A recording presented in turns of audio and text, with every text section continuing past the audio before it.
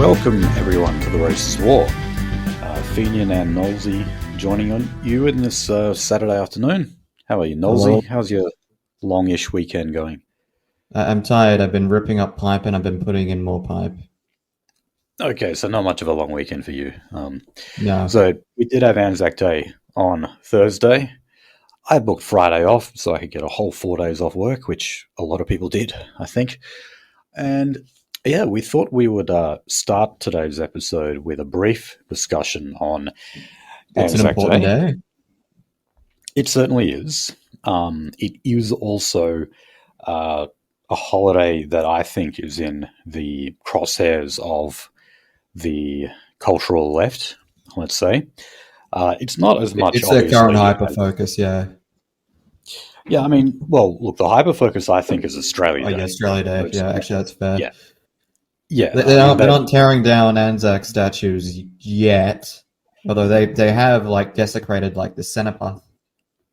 Yeah, but I mean, look, remember this, though. I remember talking about this with David Hiscox. His prediction basically was once they do get Australia Day, and that is, when they successfully abolish it or move it, if that day comes, and unfortunately there's a good chance it will, they're likely then to shift their target to ANZAC Day or something else of, national significance. But I'd say ANZAC I'd Day go with would ANZAC probably... Day, yeah.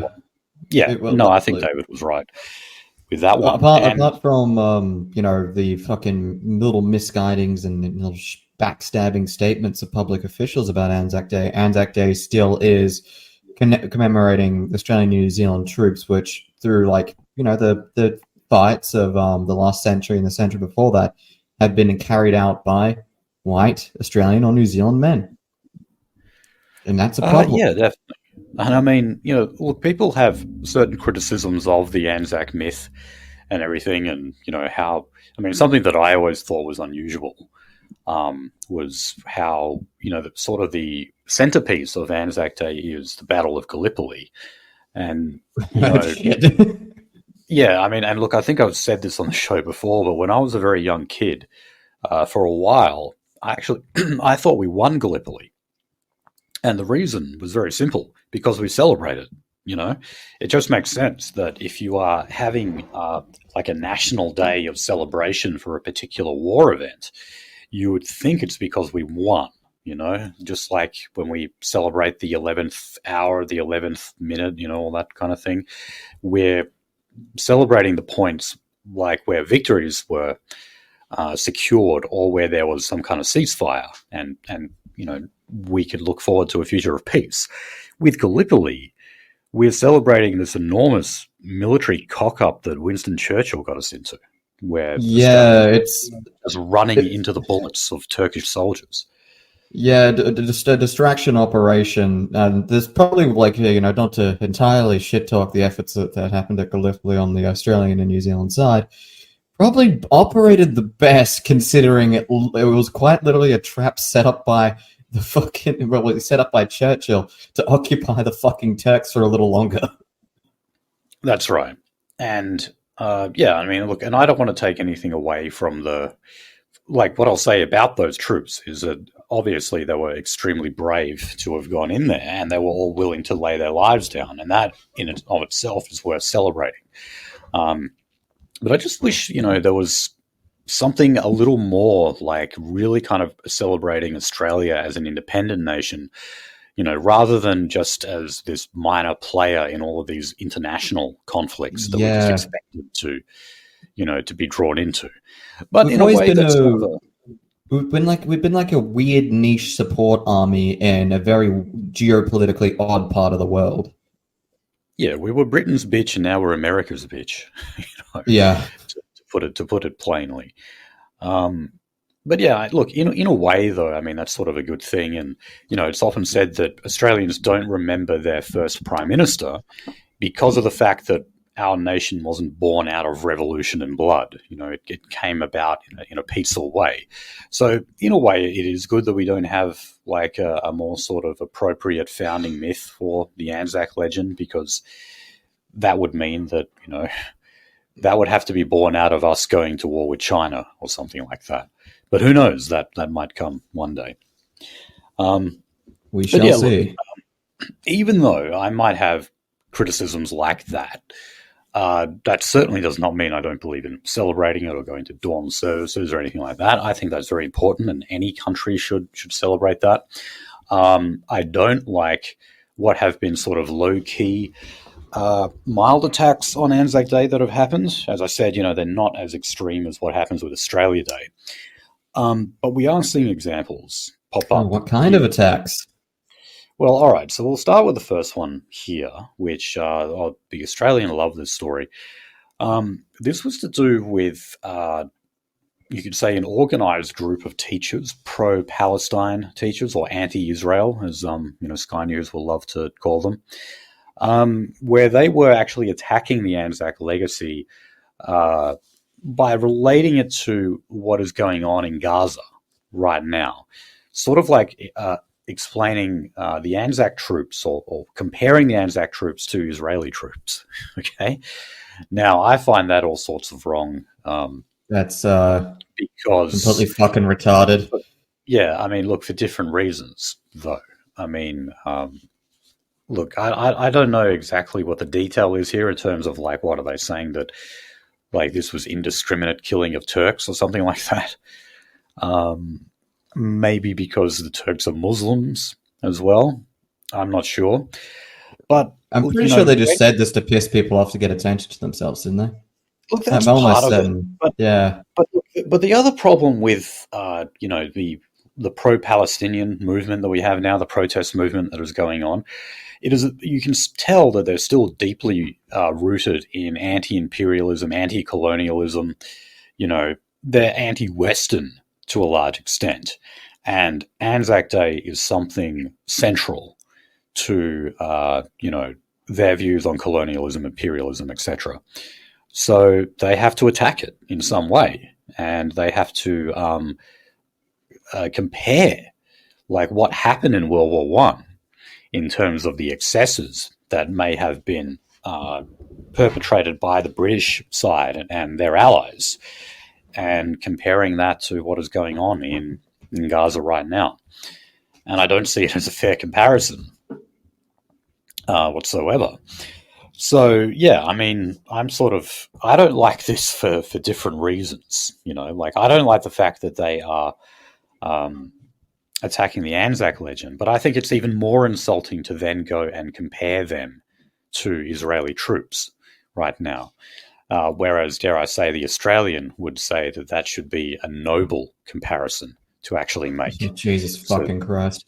They do. I mean, they'll just say, though, that these people are lying, that, when they talk about the atrocities that are happening in Gaza, that they're exaggerating it and that it's all just Hamas's fault, and therefore it is grossly unfair to regard the Israelis as warmongers. On the other hand, we say we're offended by this, but for different reasons. And what I just said is that, comparing it to one of the most genocidal, barbaric military forces in history is extremely insulting to the Anzacs. So, yeah, I mean, I kind of agree with the Australian and Sky News on this, but for completely different reasons. It's even fucking a nice thing to call, like, IDF troops, like, warmongers. They're not doing war. They're doing fucking, like, ethnic cleansing. That's true. I shouldn't really word it that way, because, I mean, I've said before, I don't regard what's happening in Gaza right now as a war. You could find the most nastiest thing, like, an Anzac soldier has ever done to a combatant ever, it'd still be like 5 or 6 tiers of humanity against like what an IDF soldier has done to a Palestinian in the last fucking hour. Yeah. I mean, in the past couple of days, I saw that, while there is not a ground invasion yet, there have been airstrikes on Rafah, and they took out a target which killed 9 people the other day, and 6 of them were children. And that one, I'm not even sure if they bothered to explain it away. They're just. Oh no, they've actually considered they've lost the PR battle at this point overall. So what they've actually turned focus to. Yeah, they've turned focus to, like, saying, okay, well, let's, like, fucking, get as many people out in front of the Palestinian stuff as possible. If you saw like one that happened a couple of weeks ago, they just had LGBT flags, and there was the ones that we had a look at where there wasn't a fucking LGBT flag in sight, or if there was a very, very meek one that was hid under a fucking punk band shirt.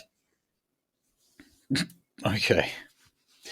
But yeah, I think that at the moment they realize they've lost the PR war, and they lost it long ago.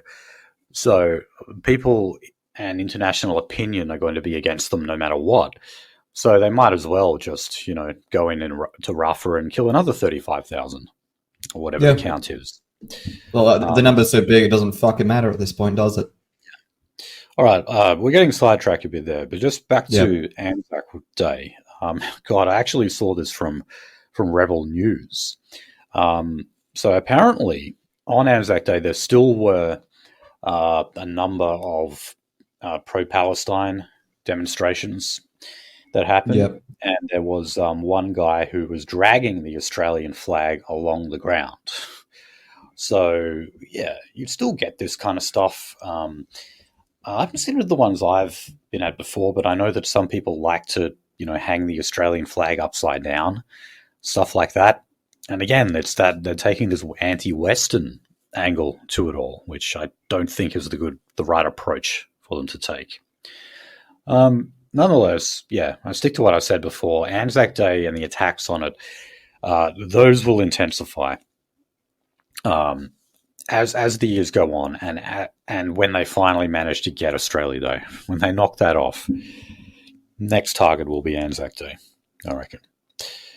All right, let's move on to the issue of free speech and let's say online safety as well. How much do you need to be protected from the evils that exist on the internet? Anthony Albanese that exists on the internet have differing views here. So we'll take you through just like a little bit of a timeline because a lot has happened between now and when this furor started.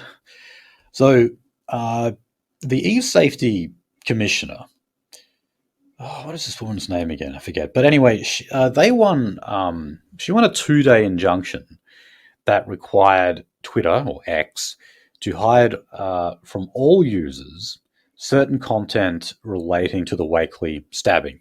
And when I say all users, I mean anyone who actually uses X. International. So that means globally, yeah.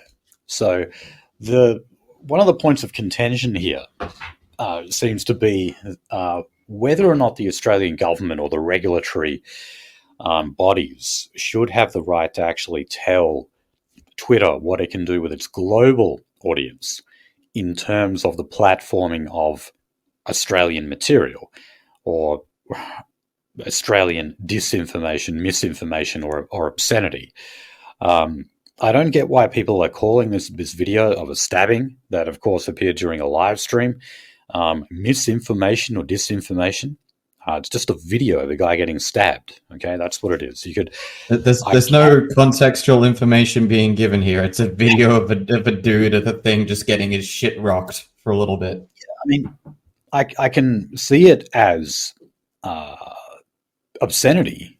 I can see the argument to be made there. I'd probably disagree with that, but at least I can see some sort of argument, like relating to the exposure to graphic violence and the effect that has on people's minds. I can see an argument to be made there for sure, but not in terms of misinformation and disinformation. Conversely, I was just going to say, conversely, I don't like the other side, like those getting behind Elon Musk, saying that this is a matter of free speech. Again, what form of speech is this? Is this video? Someone getting stabbed. How is that putting forward a position or an opinion or a view? I don't see it as a free speech issue either. I think there's the big underlying elephant in the room, which is like not only that a Australian government official or official for a regulatory body over here is trying to withdraw information from like international viewership. That's stage one. But also just internally, domestically for Australia, this is an unelected official deciding what can and cannot be seen on the internet in Australia. And an ideological bent one at that too. Right, and I mean, you could argue that like Twitter has more of a democratic mandate in Australia than the safety commissioner is.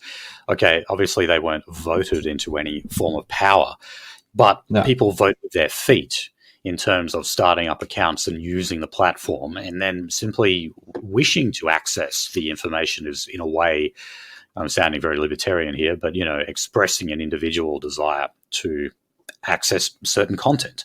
So, yeah, we do have to wonder just how much power they should have. So, look, this was a 2-day injunction, like I said. It was pretty, let's just say, I thought it was pretty useless anyway because of the fact that this footage has obviously spread into other areas, and it's not just on Twitter, it's everywhere. I'm sure there's multiple locations you could get it. Back in the day, you would consult LiveLeak, but that's gone now. You can see all sorts of horrific stuff. It's good to hear that the removal of LiveLink has dropped all Chinese industrial action fatalities to 0. Okay. Now, look, it does seem, though, that like when Peter Dutton got into this debate, he said that he basically agrees with the powers of e-safety. He does believe that there should be powers to issue injunctions, to issue takedown notices. But he also said that it's kind of silly to expect a platform to have to shut down information for its global audience, or, you know, content for its global audience. It just seems like that's overstepping the mark. Nonetheless, he said that he's not taking X's side or Elon Musk's side. He did say that he wants to stand shoulder to shoulder with the government when it comes to blocking inappropriate content online and misinformation and disinformation. So if you're confused as to what Peter Dutton's position is, don't worry, I am too, because he does kind of seem very all over the shop with this one. It's like he thinks they should be able to shut down the video, but at the same time, you shouldn't expect Twitter to shut it down for a global audience. It also came out in the wash that the injunction was completely and utterly fucking ignored. Yeah, it was. So other platforms have said to have complied. So Meta, for example, yes, eSafety has basically said, look, they did what they could to remove traces of it on Facebook and Instagram. Not the case for Twitter. And yeah, this sort of well publicized feud now is occurring between Elon Musk and Anthony Albanese. Musk tweeted like a meme the other day where it had like someone going, they had two paths to choose from, and one was towards free speech, and that led to the castle of X, and then the other one was that of censorship and propaganda, and that led to the stormy castle of like Facebook, Reddit, Instagram, etc. That's a slightly better version. I've also seen another version of that meme where one path is becoming a femboy and the other one is becoming an incel. Yes, no, there's a few of those getting around there. But yeah, that was the one that Elon Musk tweeted. Yeah, and obviously Albanese had a reaction to that, so all the conservators just made these completely and utterly deep-fried, brain-dead fucking memes about Albanese. Yeah. But, like, have you seen, crucially, who is actually taking Elon Musk's side over all this? The guy who got stabbed. Yes. Mr. Weird Priest himself. Yeah, so, like, he's, no longer, serious condition. Well, even if he was, I think he basically just had facial lacerations. That was it. I don't think that they managed to, they didn't hit any vital organs or anything like that. He'd probably, be a bit disfigured. I imagine. Once some nice battle scars. Probably. Once he gets back to normal life. But, obviously, initially he wasn't saying anything while he was in hospital. He has since come out and said that, he backs people's right to access and view the video. So, that means at the very least you couldn't argue about this from like a privacy or a defamatory victim sensitivity. point of view. Yeah. So I'm sure Elon Musk was very glad to. Well, let's not forget the actual impotence, or like the fucking reason for this kind of censorship. It's not like the Australian government gives a shit about videos of people getting stabbed on the internet. It's this particular case because it's like now opened up a wedge of ethnic conflict that we covered last time. Yeah, that's right. So, I mean, I guess the more people are able to watch the video, the more connected they feel to it. You just watch it and then you think, this guy is either on my side or against my side. Well, that gets passions going.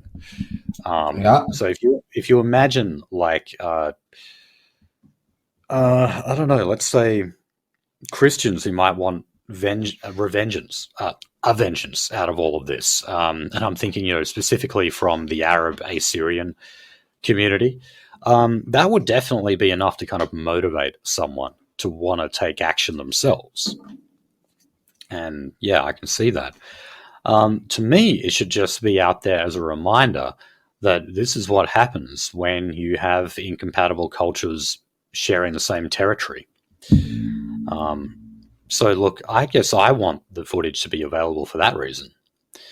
Not for the reason of radicalizing white men or anything like that, but just to show as a lesson that this shit is not going to radicalize white fucking men. I'm looking at this and being like, why the fuck are you, weird man, in my country? And why the fuck is the dude trying to stab you in my country as well? That's my questions coming away from this. Right, and I want other people to ask that question as well. Like, how did we end up in a situation where something like this can happen on Australian shores? It shouldn't, and that's what I hope people take away from it. Just final kind of comment on all of this. I want to say that some of the times to be most concerned is when you have rock-solid bipartisanship happening between the government and the opposition. This is often where you have your greatest freedoms taken away from you, such as when John Howard took our guns, or when you had bipartisan support over national security when it came to encryption. And that meant that Peter Dutton passed laws making it illegal for companies not to break encryption if the authorities want to get into certain accounts. And what's happening here is it looks like the coalition is becoming ever so more on board with the government's misinformation bill. What has been, I think, very appropriately termed as a ministry of truth, where they want to ban certain materials from the internet and even prosecute those who were disseminating it. And need I remind people that one of the things is when it comes to the role of Jewish influences in Australia and whether or not it's a good thing or a bad thing. So just think about the voice referendum debate that we had. It was put forward, including by people like us, that there was definitely a Jewish element behind the Indigenous voice. Anthony Albanese used that example himself in Parliament. And of course, the opposition stands with Labor on this, in that, yes, they do see that as a form of misinformation or disinformation. And they do think it is important to keep that kind of material off the internet. So when you have Dutton sounding even more like Anthony Albanese on these issues, that shows that the coalition may well actually vote for that legislation when it does eventually hit the Parliament, which will probably be later in the year.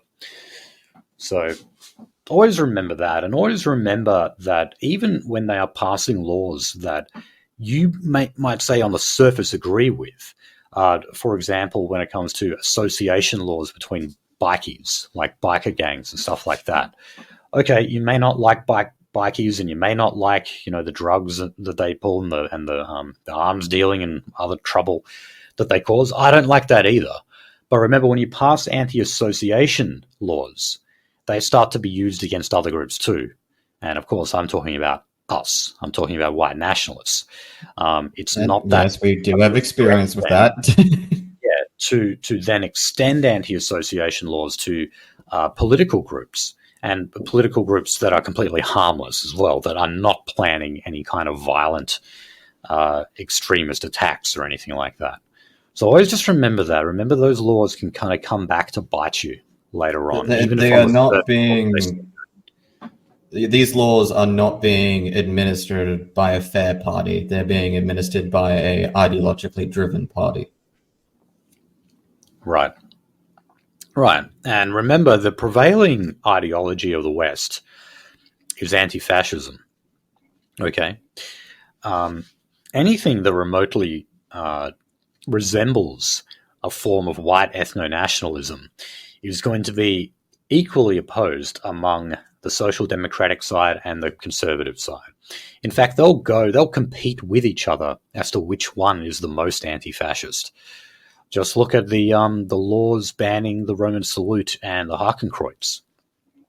Liberal and Labour were going mad trying to convince the public that they were actually the ones that were going to be the harshest on these symbols and gestures in public areas. I would say anti-white, but the Conservatives just are not there yet. But don't worry. Quite. Give them 24 hours. They will be. They will. Okay, well, let's go on to the broader issue of national security. And again, we're still talking about the Wakely stabbing here. We've had a number of raids performed. Which was this? Oh, yeah. So they executed 13 search warrants. There was around 400 police involved. And this has resulted in the arrest of 7 teenagers. And this was pretty much all in southwestern Sydney. I think there was one adult as well who was arrested. Connected. Boomer alert! Go home to your wife. Well, when I said adult, remember that could be an 18-year-old. I don't know. Yeah, with the kind of people we're talking about, it wouldn't surprise me if he had a wife at 13. Oh, yeah, that's true. That is true. But anyway, look, they were all said to have been exposed to radicalizing material online. So they're blaming the mobile phone and the tablet and the computer for all of this stuff. Edgy Telegram meme thought edit ISIS.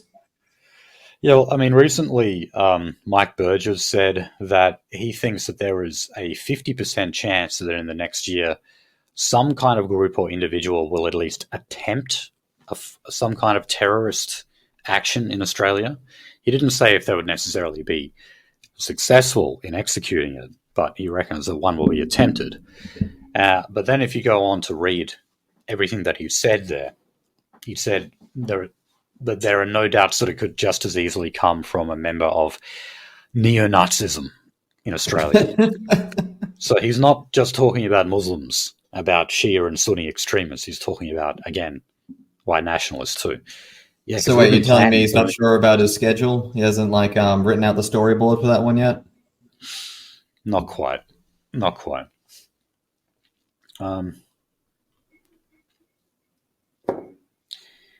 So both the ABC and the Australian have been running these analysis pieces on what exactly is it that is radicalizing the youth. As we can see here, obviously these are all young people who are involved in some way. It's going to be I'll be interested to see how they draw these connections, because obviously it only takes one person to perform a stabbing, and that's what we saw. And as far as I know, that teenager did not turn up to that church service with anyone else there with him. So he was also out on like a good behaviour bond for previous knife crime, I might add, which just shows how weak our laws are in many of these areas. Was it knife or controlled weapons? Oh wait, no, that would have been fucking knives, wouldn't it? Yeah, well, look, unfortunately, they're talking about bringing in like stricter knife laws now. Okay, and I mean they're two completely different things. I'm talking about like in terms of bail conditions and holding people in remand when they have committed a violent crime. But instead of reforming that part of it, they're now talking about, well, let's just like ban people from carrying all knives now, which obviously means people then lack the means of self-defense when they're out and about. Oh my fucking god. We really are Brit-bowing it up, aren't we? We are, and talk about going for secondary solutions again. We never actually get to the root of the problem. We just say the problem is people carrying around knives and having the freedom to do so. I love that one video. I think it was like UK Met Police released. They're like, "Oh, we're very proud of our like zombie knife ban and all of these like really spastically impractical stylized knives that were popular with a certain demographic." And then they just show that demographic just completely and utterly mincing people in the streets with literally whatever fucking blunt and or sharp instrument they can get their hands on. Are you talking about Sikhs? So I was talking about the entire tapestry of humanity, buddy. I don't blame any section of humanity in particular for it. Okay, fair enough. But look, just taking the example of the Australian, where they had their analysis of how the youth are radicalised, they pointed out that one of the 7 teenagers who were arrested in those raids had a mobile phone that had 6 videos of beheadings and other violent acts that were overlaid with the Islamic State emblem and music. So I guess, these are like ISIS propaganda videos that were put out there. And yeah, I guess that sort of suggests that this is a glorification of violence in some way, and that it is noble and holy to enact those particular acts of violence yourself. I don't know. But look, the main thing that I see from all of this that they're missing is like, no, people are radicalized because of ethnic conflict. All right? These differences and tensions that exist, as we covered in last week's show, are sort of intra-Arab conflicts. That is, between, like, say, Yazidi and Assyrian Christians among Muslims. And then, you've got other ones like Sunni Shia tensions as well, intra-Arab conflicts. Those exist overseas, and they have done for a long time. And often it's all that is necessary is simply just to point out, you are on this side and they are on this other side, and therefore they're your enemy. That's it. That's all it is. It's the same as how the Catholic-Protestant divide works in Northern Ireland. They're the battle lines, they're the fault lines that are drawn. And with that will come an element of violence from those particular communities. But we want to say that it's all just because of videos that they're watching or articles from radical news sources or whatever. And no one ever comes up with the very simple explanation. And then, of course, maybe it's just who the fuck they are. Is like, well, okay, why do we actually just import these? Like what here are intra-racial religious conflicts that obviously exist. Why is it that we are importing people from every side of that conflict and expecting them to get along right here in Australia? I've seen basically no discussion of that whatsoever. Because that's the right thing to do, because nice people and the economy and what would you do? Go back to literally killing millions of people? Right. To quote one fucking Turkic-looking bastard. Okay, well, let's talk about the other stabbing, the Bondi stabbing that happened with this guy who I must point out was trying to find work, or maybe was finding work as a gay escort. I've got to point this out. It has been brought to my attention that some people say this was an anti-woman hate crime that was perpetrated here. Now, the reason being is that 5 out of the 6 people that died as a result of being stabbed by him were women, and just the majority of the people that he stabbed in total were women as well. Now, a few things to say there. The first is that obviously it could actually have just been a coincidence, considering that he just did this randomly in a shopping center with random targets. It's a shopping center during the middle of the day, and I believe it was a work day. Like, what the fuck what demographic do you think is also just going to be there in general? That's right. There's also that aspect of it too. But I don't know if you saw that today there were a number of demonstrations against what protesters are calling an epidemic of violence against women. And this is because there's been a number of domestic violence incidents that have resulted in, gendered violence. That means men, when they say that, that means men killing women. So it has happened. There are a few cases of it, but there's not really that much. However, some people attending those demonstrations were trying to argue that this guy, Joel Couchy, or however you say his name, was an example of gendered violence because he was deliberately going after women. Now, if it is the case, I don't think it is. I'm of your view here that basically, yeah, he was in a place where there were more women, and that just means you're naturally going to target more of them. I got to point out here that one of the demographics of people who hate women the most has got to be homosexual men. Okay. The only time I've seen a woman get fully laid out and stomped onto the street was by a dude exiting a gay bar in very obvious gay attire. That's the only time that I've actually seen just one dude, but several dudes just actually take the boots medium style to a broad. Where was that? Northbridge. What, at Connections or something? Yeah. Oh, Jesus Christ. No, I mean, it doesn't surprise me. I've never seen anything like that, but yeah. Because, you know what I found really, interesting when I first started exploring the GQ was that I found out that for the most part, gay men just socialize with other gay men. I remember I always had this idea that because basically gay men are sort of like, women trapped in men's bodies, that, they went to gay men for romantic connections. But then when it just came to normal social connections, like just making friends, I always thought that they went to women for that. Like where you've got like one gay guy, token gay guy or something who has like 5 female friends. And one of the reasons I thought that was not just because it sort of made...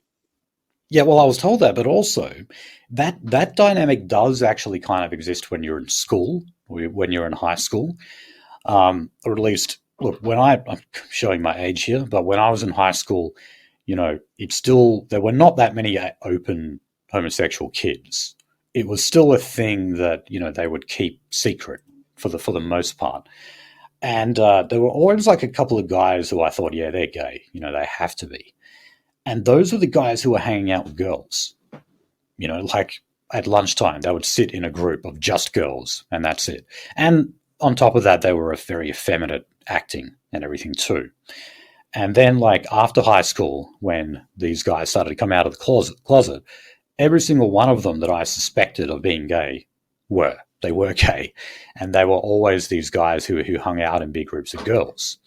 Now, I don't think that really happens, though, once they're out of the closet. Once they're out of the closet, they just sort of join the wider gay male community, if you can call it that, and that just becomes their social ground. And anyway, this is a long way of me saying that, like, it's a bit of a myth that, like, gay men just naturally get along with straight women as buddies, and that they're well socialized, period. Right. And to a very large extent, gay men just don't like women. I was about to say straight women, but no, just women generally. They only want to hang out with men. They obviously only want to have sex with men. And they're probably more interested in, say, trying their luck converting a straight guy than they are just making friends with a normal woman. And so I would just say, okay, if you want to have this, if you want to claim this as an example of gendered violence, then you're going to have to admit that this was a gay man who hated women. All right? And are you really willing to admit to that? Well, again, like, their willingness to look into this issue is about as willing as the, like, American political public is willing to look into, like, the rates of gun crime in America, because, like, hey, you want to talk about that? You want to actually get into, like, the fucking nitty gritty, the fucking brass tacks of all this shit? Well, guess what? You're gonna fucking screech when you hear the answer. Yeah. If you want to see how the sausage is made. Oh god, that's a bad metaphor in this context, isn't it? Okay, now look, the other aspect of this is a lot of people are also saying, okay, well, why didn't we call this a terrorist attack? Well, that is because I've got the definition in front of me here. A terrorist attack is an act to coerce or influence the public or a government by intimidation to advance a political, religious, or ideological cause. As far as we know, when it came to some sort of a cause, that was lacking for Joel Cauchy. He didn't really have any point to what he was doing. He wasn't trying to further some kind of movement or idea or anything. It looks like he was just a nutcase. So, yeah, who had not been remembering to take his meds, and that caused him to just. Well, that's another one of those things. And they try to say, like, oh, white people are equally engaged in, as our community as is, if not more, in terroristic violence, because, like, oh, they'll see this guy and just say he's a nutcase and just be like, well, this dude was actually a fucking nutcase. This guy, like, literally his past fucking couple months of existence, outside of his, latent homosexuality, has just been the fucking profile of someone who, those gang stalkers on YouTube, the gang stalking people? No, what are they? They're paranoid schizophrenics who, because of, the age of smartphone cameras and the ability to create and, upload stuff to YouTube with little to no effort, they go around talking about how, like, the CIA aliens are sending shirtless children to their area to elicit a sex response or something like that. Like, some real crazy shit. Okay. But yeah, like, he literally just reads as an insane person. But no, trust me, we can always find a way to blame Whitey and incriminate Whitey, or what's it called again?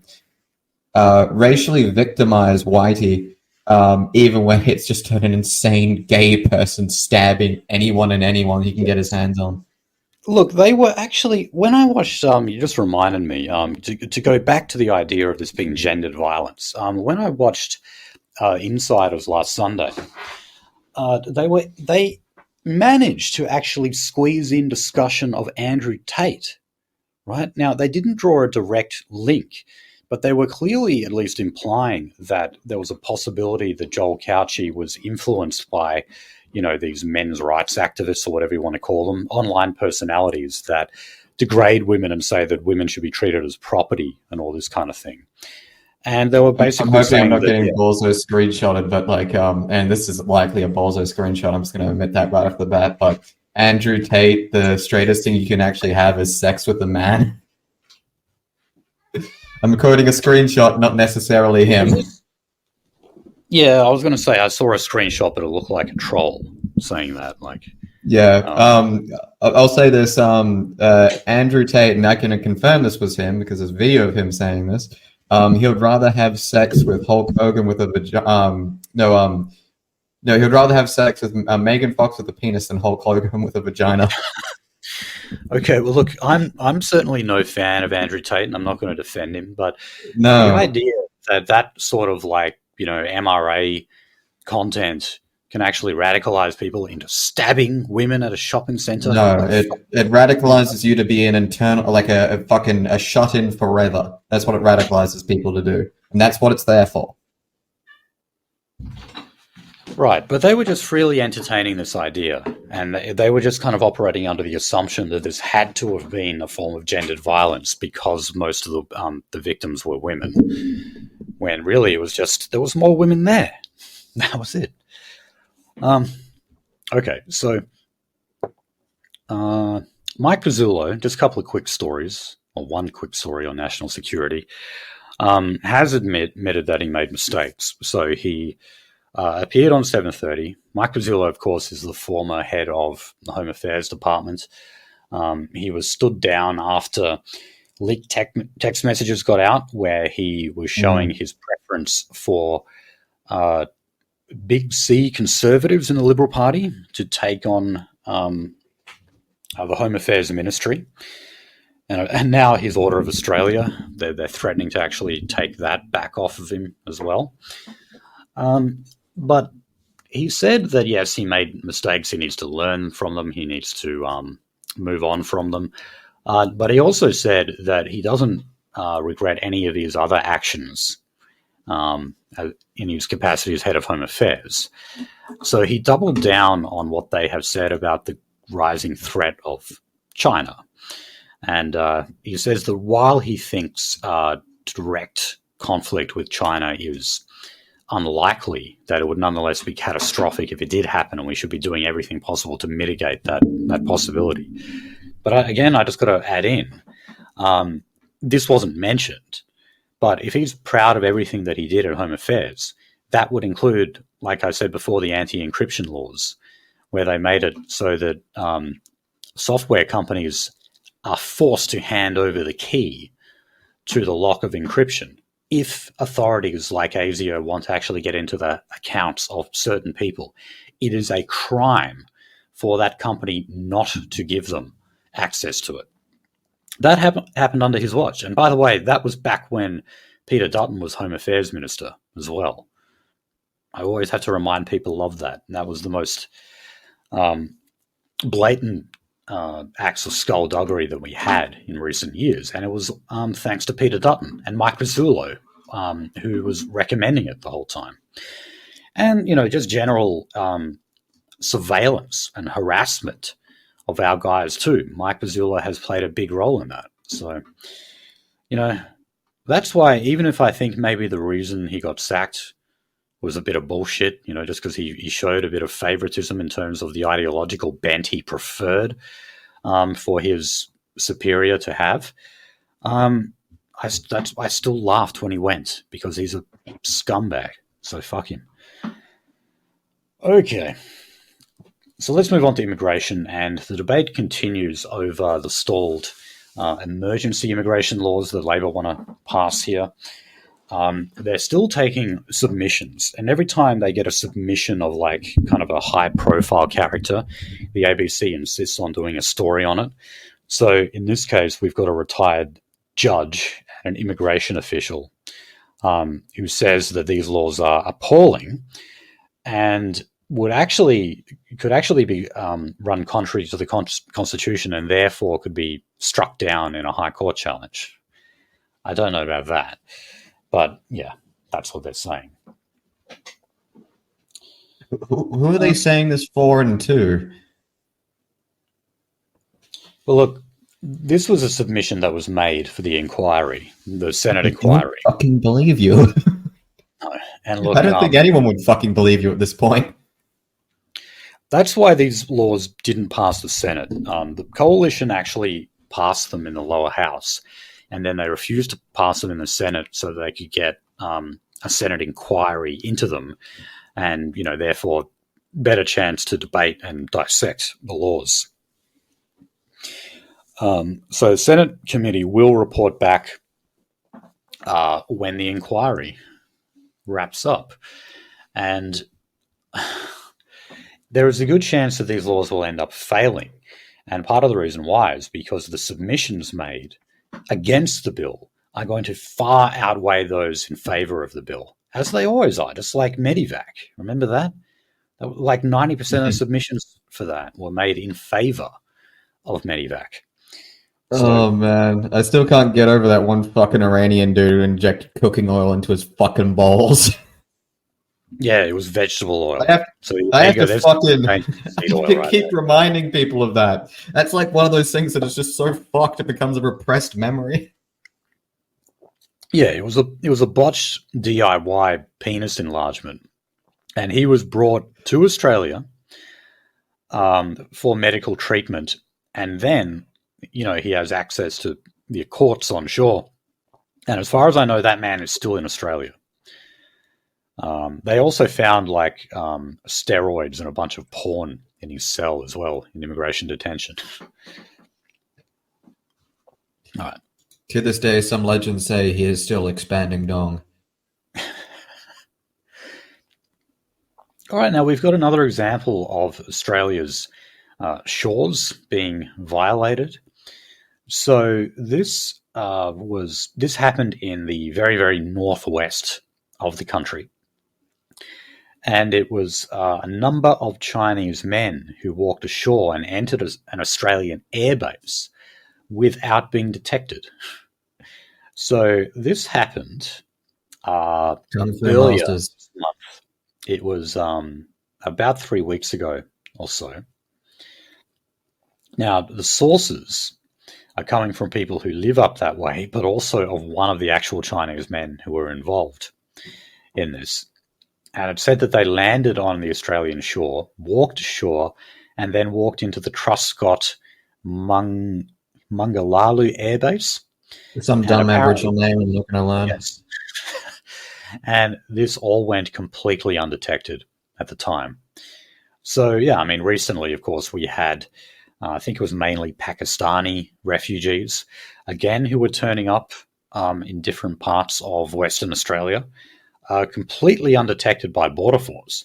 But in this case, they were actually able to get onto an airbase without any authority whatsoever detecting them, let alone the Border Force. So, and then they went and played fucking hide and seek for a little bit, and Original's like, oh, there's 9, oh, there's 12, oh, there's fucking nearly 20 of them. Holy shit. Well, that's why the numbers always change.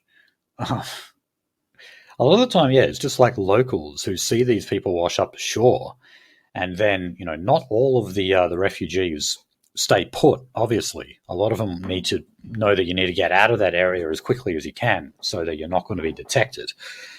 And yeah, that's why the numbers always fluctuate. But yeah, what this story is showing is that obviously there's still kind of holes in our border security. And we're talking both offshore and onshore here. There's definitely some serious problems. We say it all the time, people. It's the fucking planes. Oh, it is, yeah. I'm not trying to draw too much attention to stopping boats and everything like that. But, that's just a security measure as well. If you're actually got Chinese nationals coming up ashore, walking ashore, walking into an airbase, and they don't even get detected, well, there's security issues there as well. All right. So, talking about the foreign student trade, which is a very lucrative one here in Australia, the main driver of big education, the profits that universities earn, there are now reports that some of them are being forced into sexual slavery. Give me my jungle Asian sex slaves. Now, fun fact that I just learned, there is only one anti-slavery commissioner in the country, and that is in New South Wales. So this guy... I think we wouldn't need one, but we do. This guy's name is spelled CocKanye. So it's like CocKanye, or maybe you could say You could even make that say cocaine or something. So I don't know how the hell you pronounce this guy's name.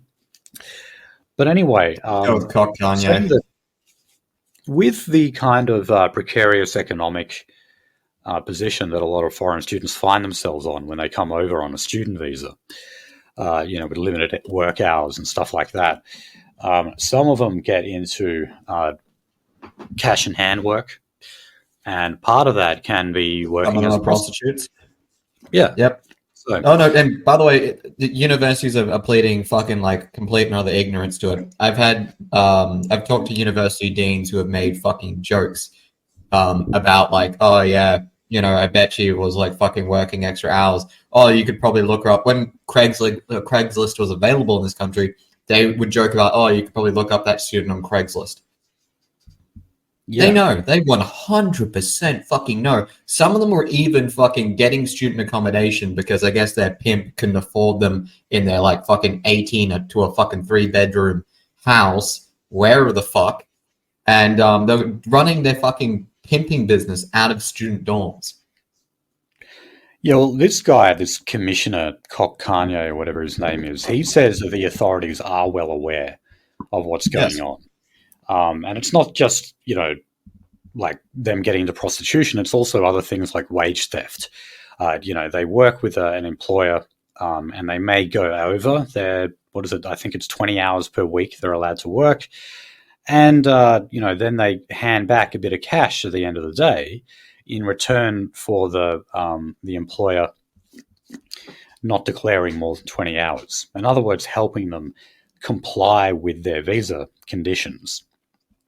So,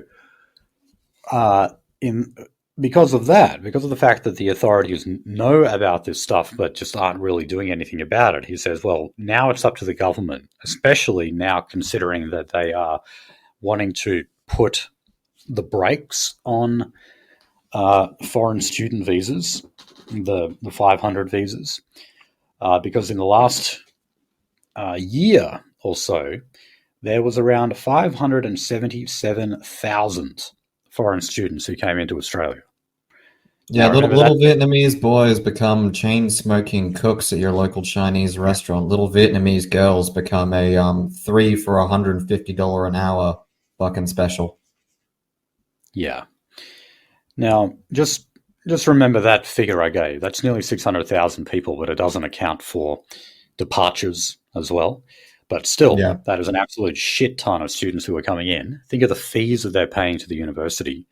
And remember that the government still subsidises them, not as much as they do for Australian citizens, but they are subsidised to an extent. So putting the brakes on student migration should, they reckon, come in hand with better monitoring what's actually going on with these students once they come here. Are they being kind of, forced or coerced to go into prostitution to be able to make a living? Are they handing back money to unscrupulous employers just so they can continue to comply with visa conditions? I could do a 60 minutes type fucking interview because a lot of these like fucking guys and gals use their real fucking names. They use their own student identification. I think it's because some of these actual escort sites ask for some form of identification. But yeah, no, and literally I could just go like, oh, student cohort list for, whatever University of New South Wales, University of Victoria, University of, WA, etc. I could just go cohort list, fucking get an information grab from whatever, escorts.com, whatever. And I could probably find at least a couple hundred matches. And when I say a couple hundred, I'm being really fucking generous there. Wow, okay. That would be interesting to do some live reacts. Be a lot of Nugents and trans. They're not trans and transsexual, trans is like, the fucking Vietnamese last name. Although there probably will be some fucking trans in there. They would be thrown in the mix too, I imagine. Yeah, we'll get the Taiwanese in there. Okay, now this story I found very interesting. This is from Vanuatu, a Pacific island nation that we dump climate change money on because, we do that for all the Pacific island nations to apparently to offset the threat of rising sea levels that will just, submerge them. But Vanuatu is also one of the countries where we draw in a significant amount of cheap labor. So kind of modern day Kanakas, we get them for doing agricultural work mainly, like fruit picking, that, we're just always told we can't get enough workers for. Now, apparently, so many people in Vanuatu are taking up these opportunities, are applying for these visas and taking this work in Australia, that it's now gotten to the point where in Vanuatu, there are severe labour shortages. Okay? So the Vanuatu Chamber of Commerce and Industry said that many local businesses are advertising locally and are just getting no response to those ads. So in other words, the jobs are going, but no one is taking them. Wow, it's almost like, when you're a low population island and you basically set up a fucking like a buying power disparity with basically free immigration, and even being a slave in this country is actually kind of better than fucking like getting paid for whatever the fuck to do over there. Yeah, so could this be an example of people not taking jobs? In other words, jobs that no one wants to do. I thought we only had those in Australia, but now it seems like because we're poaching so many of their workers, that there are a number of jobs that Vanuatuans don't want to do anymore. Now, it has actually gotten to the extent where Vanuatu are getting in their own seasonal workers, their own migrant class of workers to fill up these jobs. Now, the other reason I bring this up is that, if you want to argue the other side, that is, say that when it comes to foreign labour, it's not just about protecting a native population from the competition of workers who are willing to work more for less money. You've also got to look at the brain drain or the labour drain that occurs in the other country, in this case, obviously Vanuatu. So, like when we take a bunch of African doctors out of Africa, we're taking some of the best minds that they have, and that is not good for they may be deficient, but they're still the best minds. Yes, yeah. So in this case, these workers may not be great, but they're basically all that Vanuatu had to, fill these menial positions, and we're taking them away from them. So if you want to make the argument for the other side, this is a good example. I mean, obviously, we make the argument on this show that we care about white Australian workers, and that's the position that we'll always take and always argue for the most. But you can actually argue it both ways. You can show that, both sides are hurt when it comes to these kind of labour arrangements. We can talk about mutual interest. We can. All right, now let's talk about the Australian fertility rate. So we've got some data fresh from the Australian Bureau of Statistics, the ABS. The data found Australians are likely to have an average of 1.6 babies over the next 5 years, which is below the international average of 2.3. And, as we know,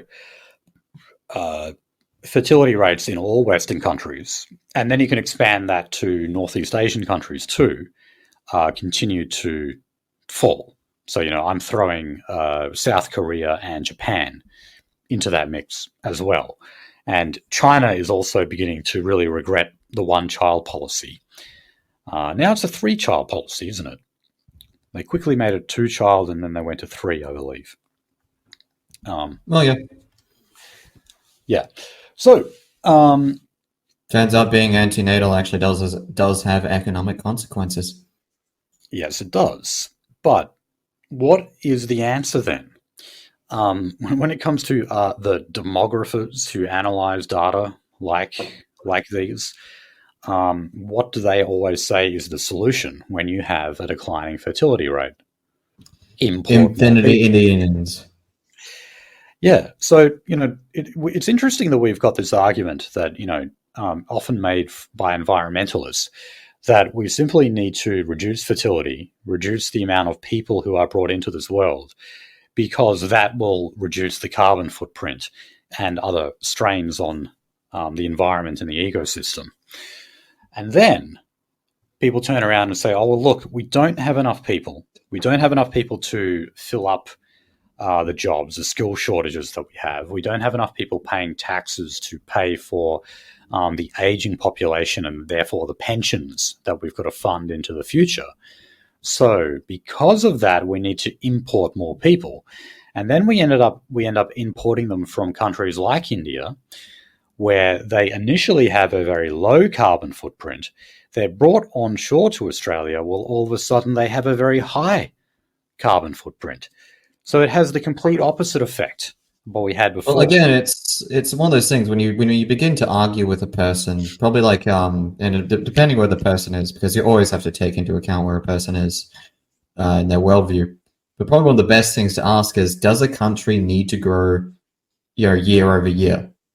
Does the economy need to grow year over year? Does your ability to gain access to like menial services need to grow year over year?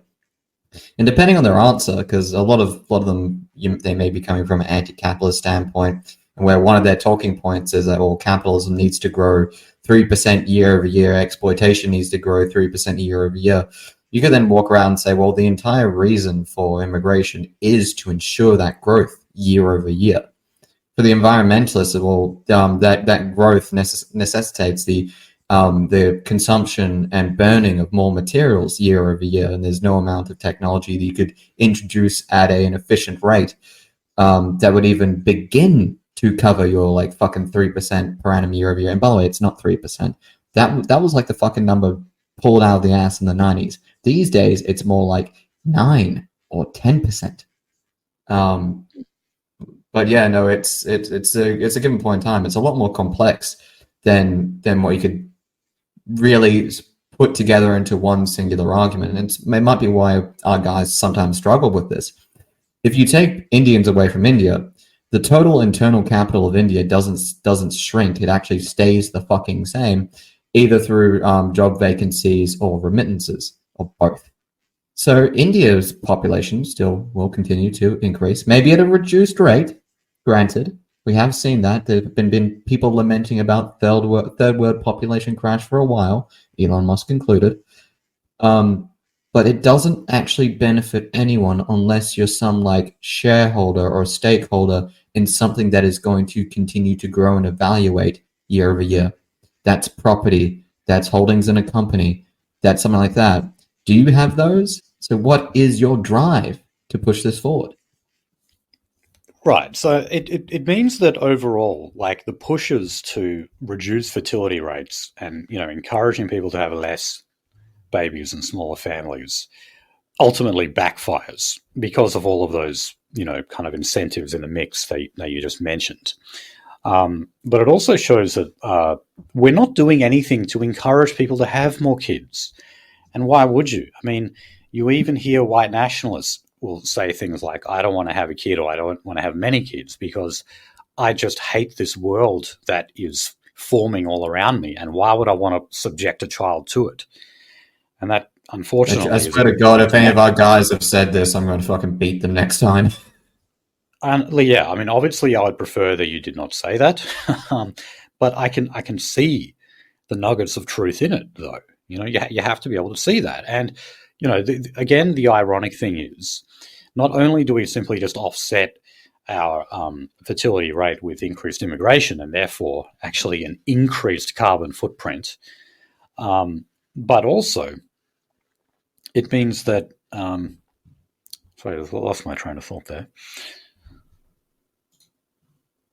Oh yeah. So what I was going to say was these attempts at reducing the fertility rates and then just offsetting it with more immigration is that actually perpetuates the cycle, because when you do increase immigration rates into basically any society and dilute the native population, there is even less reason for those people, for the native people, to want to have kids.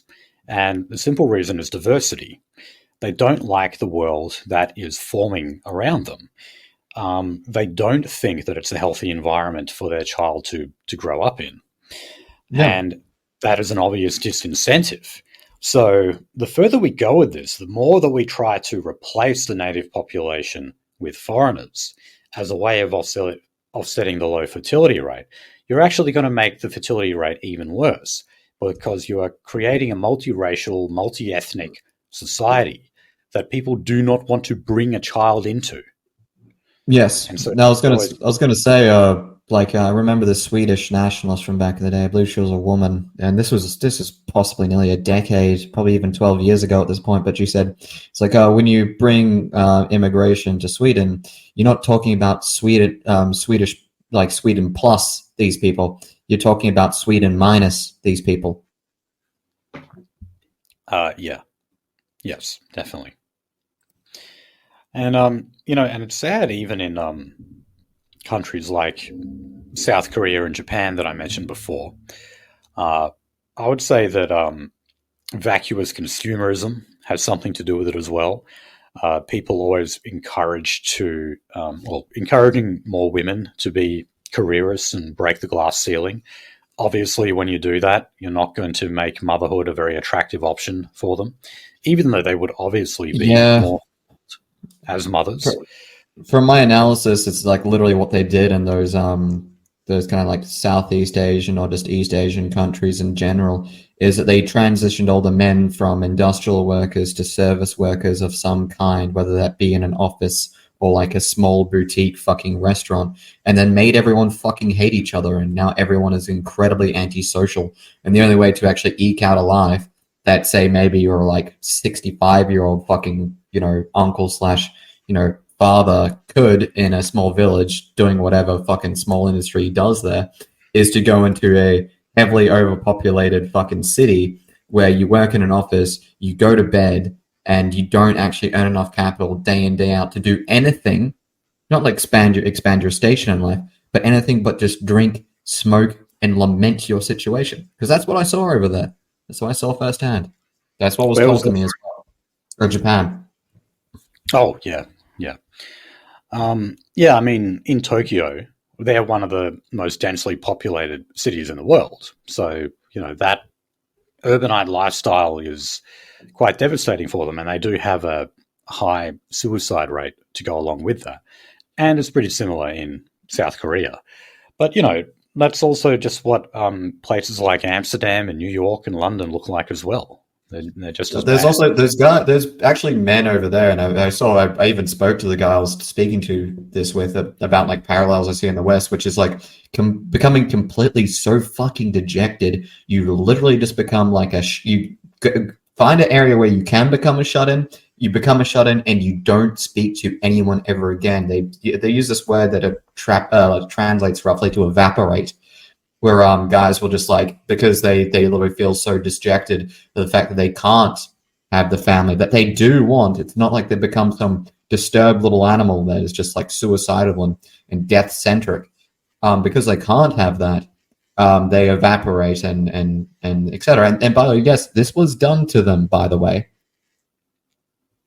Yeah. What's that thing? They actually have a name for it in Japan where like students who feel so much pressure, all of a sudden they just turn into full-time hermits and they refuse to come out of their room pretty much because they have such an emphasis on education and success in Japan that some people just literally... It probably falls on the same banner as I'm talking about Joltsu, which is like evaporate. That probably falls under the same banner where you just become so dejected with your prospects, your successes and failures, or lack of successes and many failures that you literally just become a shut-in. Yeah. Or fuck off. Depending on what stage of your life you're in. Okay. Let's move on to the Israel-Gaza conflict, and so we're now weeks after this attack, this airstrike on an aid convoy that killed, I believe it was 7 people, was it? Of course, and there was an Australian citizen who was among the dead there. We covered last week that there are still bullets raining down on various aid convoys that include Australians in them. They're just not really getting as much media coverage. And also, people were lucky to have survived them as well. They certainly were dancing with death. But look, does not seem to be deterring a lot of people from wanting to get involved in delivering humanitarian aid to Gazans. So the ABC profiled, who was this guy? Suram Kewen, 38-year-old care worker from New South Wales. He was among over 1,000 international activists who are going to set sail for Gaza on 3 ships carrying 5,500 tons of humanitarian aid. Now, the aim of this mission, and it's a pretty bold one, is to breach Israel's naval blockade, where the United Nations say there are around about 1.1 million people who are on the cusp of starvation. I believe that. Yeah, no, I definitely do believe that. So is this going to be another Gaza Arab flotilla, or is it Gaza flotilla? Yeah, I know. This is exactly what I'm thinking. Yeah. So they've actually called themselves the Freedom Flotilla Coalition. And so they've already made it public that their aim is to breach the naval blockade. It's like, guys, what are you doing? You're giving them forewarning. Are you getting some decent PMCs on hand, or like, are you actually fucking serious about this? Or or is like fucking the IDF just gonna drop onto your ship, point a gun in your face, and say stop? Like, I wonder if they're aware of the other flotilla that tried to do the very same thing. What happened to them? Yeah, that's yeah, it's a bold move, Cotton. Yeah, I mean, you got to call this a bold move, and perhaps a brave one. Guys, this is fucking stupid. This is a suicide mission you're getting onto here.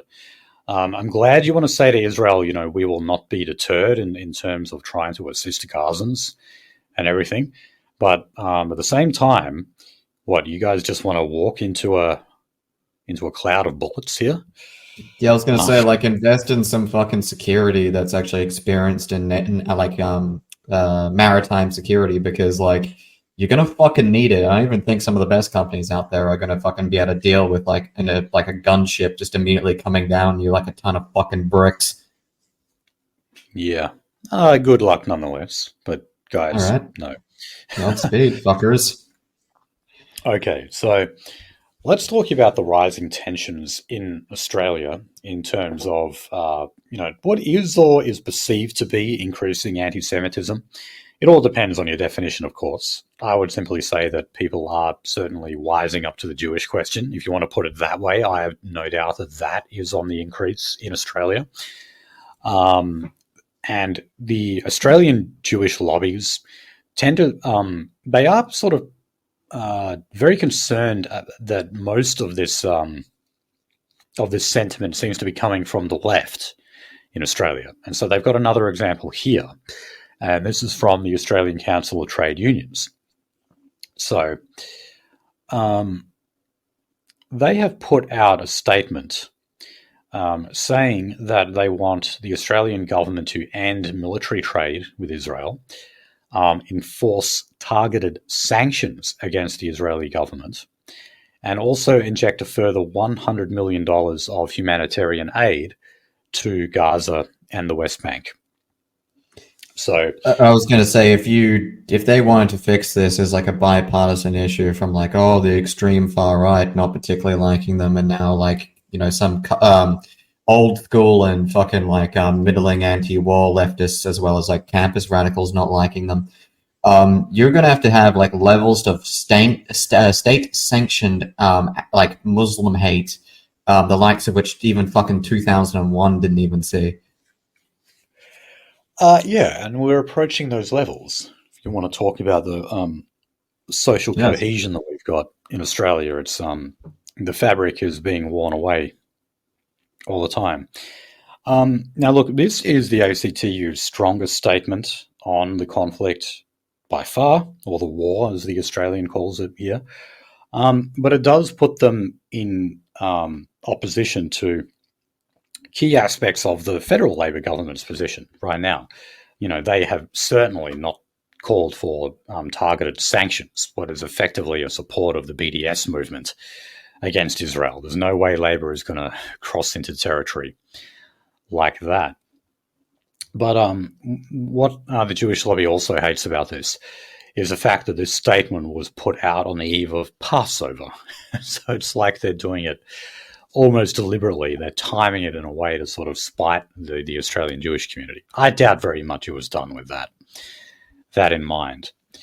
I don't think no one gives a shit about Passover, like, honestly. Like, I can tell you its history is, like, basically, like, the celebration of killing the goy, but, like, I don't think no one actually really gives a shit.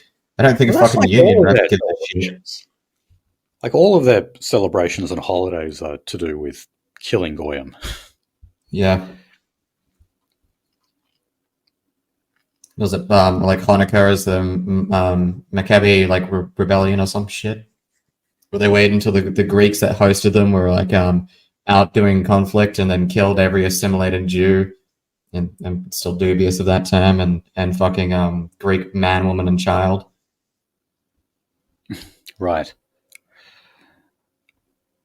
Okay, now I'm sure we've heard about what happened in New York. Columbia University had that large anti-Israel protest, or that sit-in, pretty big. We've had sort of a copycat event, you could say, that happened in Australia. This happened at the University of Sydney. They had a lot of placards there that were, you could say, contentious. That little were risque. Yeah. So, for example, some of them, one of them was Columbia first, USYD next. That is University of Sydney. Free Gaza, from the river to the sea. Oh, and there was also a chant of Intifada, Intifada, long live the Intifada. How about that? So the AJA, the Australian Jewish Association, called that the ugly face of Jew hatred in 2024. Well, so yeah, it's happening again, and I guess this is yet another sort of left-wing target that they're looking at.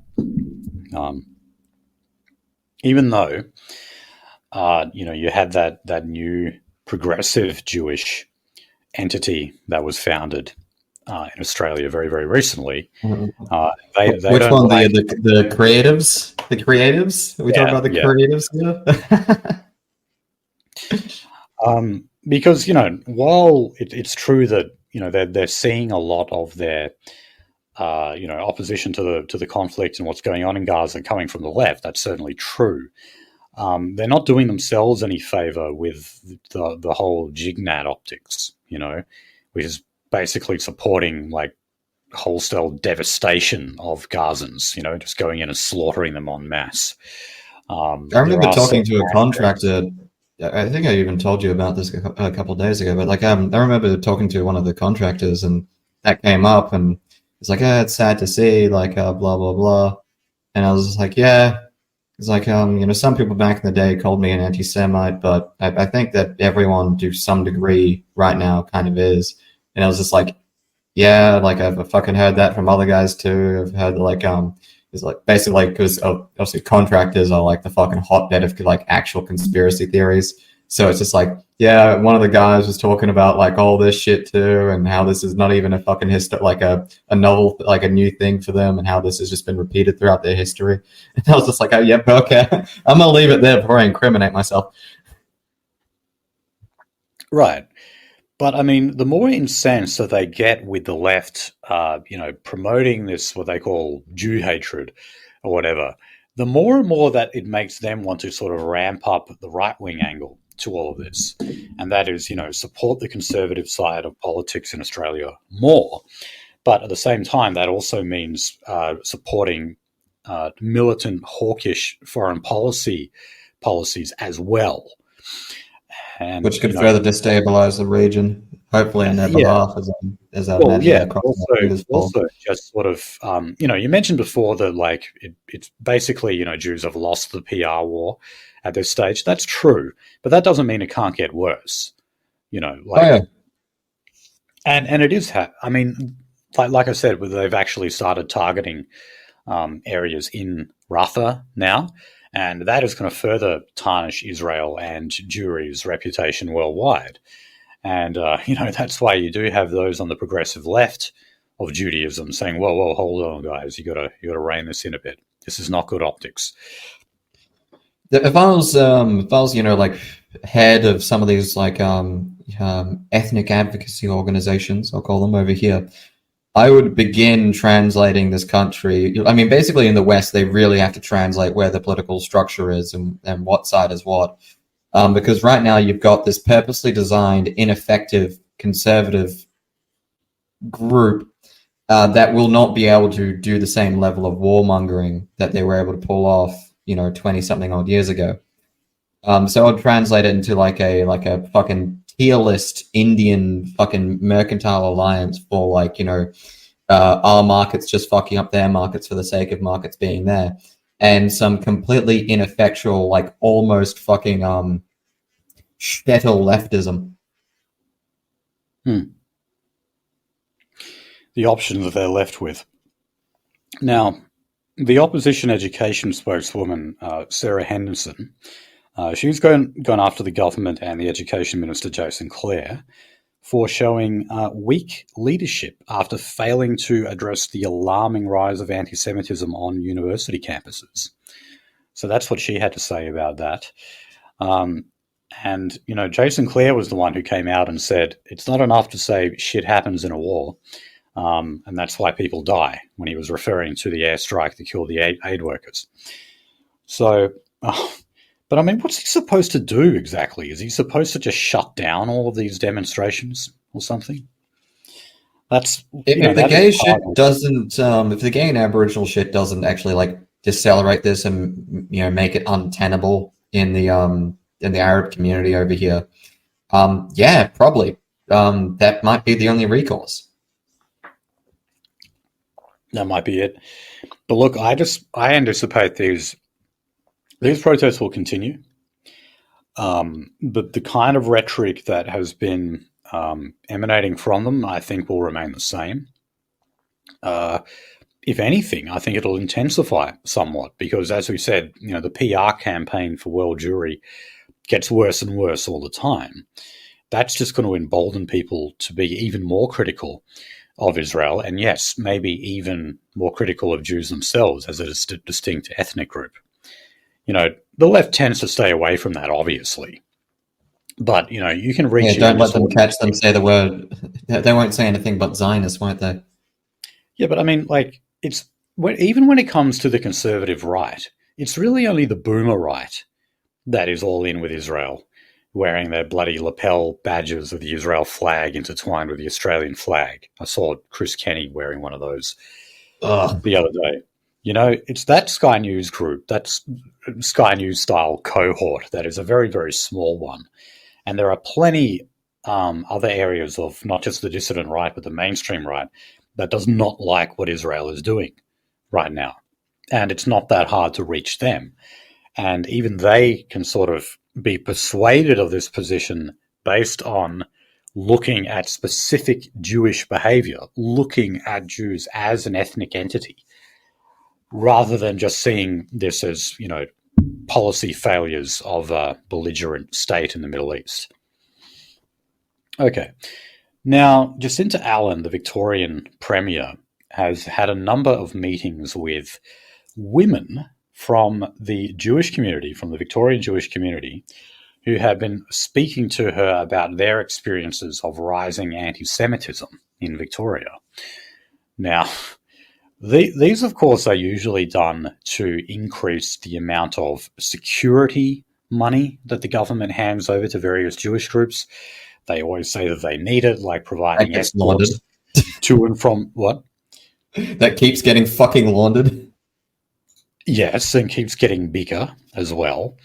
And they get it from state and federal government, by the way. This is just an example of state government, but believe me, they get a hell of a lot from the federal government as well. So anyway, Jacinta Allen heard complaints that there are organizations who get government grants who are promoting divisive rhetoric and discriminatory behavior online, and there seem to be no consequences for that. Okay, now, do you remember the story we covered last week or the week before that showed the $25 million injection that the ECAJ got? This was $25 million in funds to promote social cohesion in Australia. We also showed that only around $2 million was given to the Islamic or the Arab Muslim side of the social cohesion coin in Australia. Because, because multiculturalism and diversity is so beautiful, the government had to scramble to announce emergency funds to promote social cohesion in Australia. And that meant Brian shall receive $25 million, okay?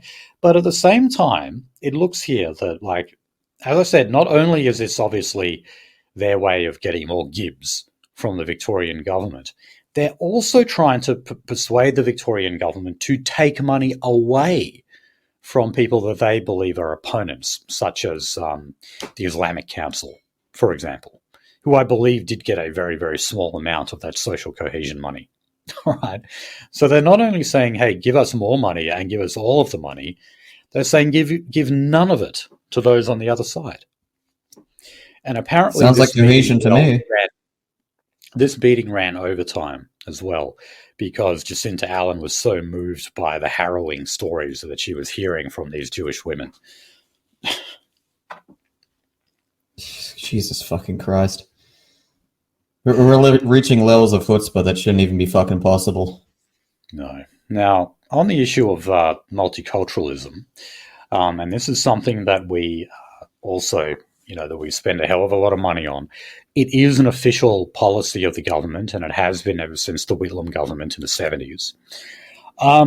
But we have the Multicultural Framework Review that recently handed out a report saying that there is a cycle of hate that exists in Australia. And guess what one of the causes of that is? And that is intergenerational ethnic conflict that is brought from offshore onto Australian shores. God damn, Vinian.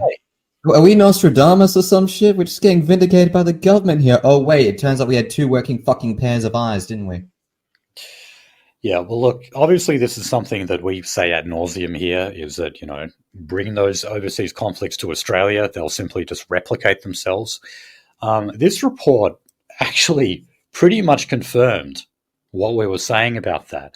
However, they're saying that Australia is at a crossroads in terms of how it deals with that. In other words, we've got a record amount of immigration, meaning we've got a record amount of imported intra and inter-ethnic conflicts that we've brought on shore. But there's something we can do about it. So they just basically promoted an education campaign that, it says here, a key challenge was how to ensure long-held historical grievances were not passed on to future generations.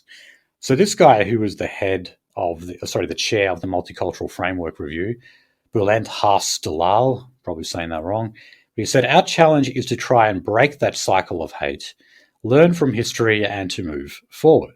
And I think as a nation, we have been prepared to face these challenges because we as a community are very much engaged in developing good social policies and engagement. The challenge is to break that cycle of discrimination and hate and conflict, and we do not pass it on to a new generation of Australians.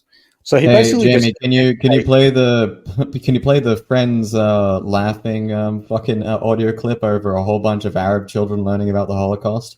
Oh wait, we don't need to do that. There was already video released by the ECAJ of that exact thing fucking happening. Yeah, look, I'm very supportive of the Holocaust education that they rolled out in Victoria, because Josh Frydenberg said that so long as you teach people about the Holocaust, that will fight anti-Semitism in Australia. That came about because you had that Muslim student who got a Jew to kiss his shoes. if you Yes. remember that. That's basically what it was. And And they at had the to time, roll it back pretty quickly from memory because like literally they just had all these fucking I think wasn't there one that was instituted in Sydney as well, and basically they're like, yeah, we got complaints from parents in obviously West Sydney because of like they just like didn't like believe that their kids should even know about this. It's like, oh, it's historical literacy. And it's like, no, actually, we're really secretly rolling this back because the kids kept fucking laughing at it. yes. So if this guy, this Huss Dalal guy from the Multicultural Framework Review, thinks he can actually solve this with education, look, what do you think is actually going to be more effective? Some pissweak propaganda education program that you subject them to in high school, or hundreds of years of history and ethnic tension, and obviously the influence of those children's parents. Do you really think that a couple of classes in the classroom is going to undo all of that?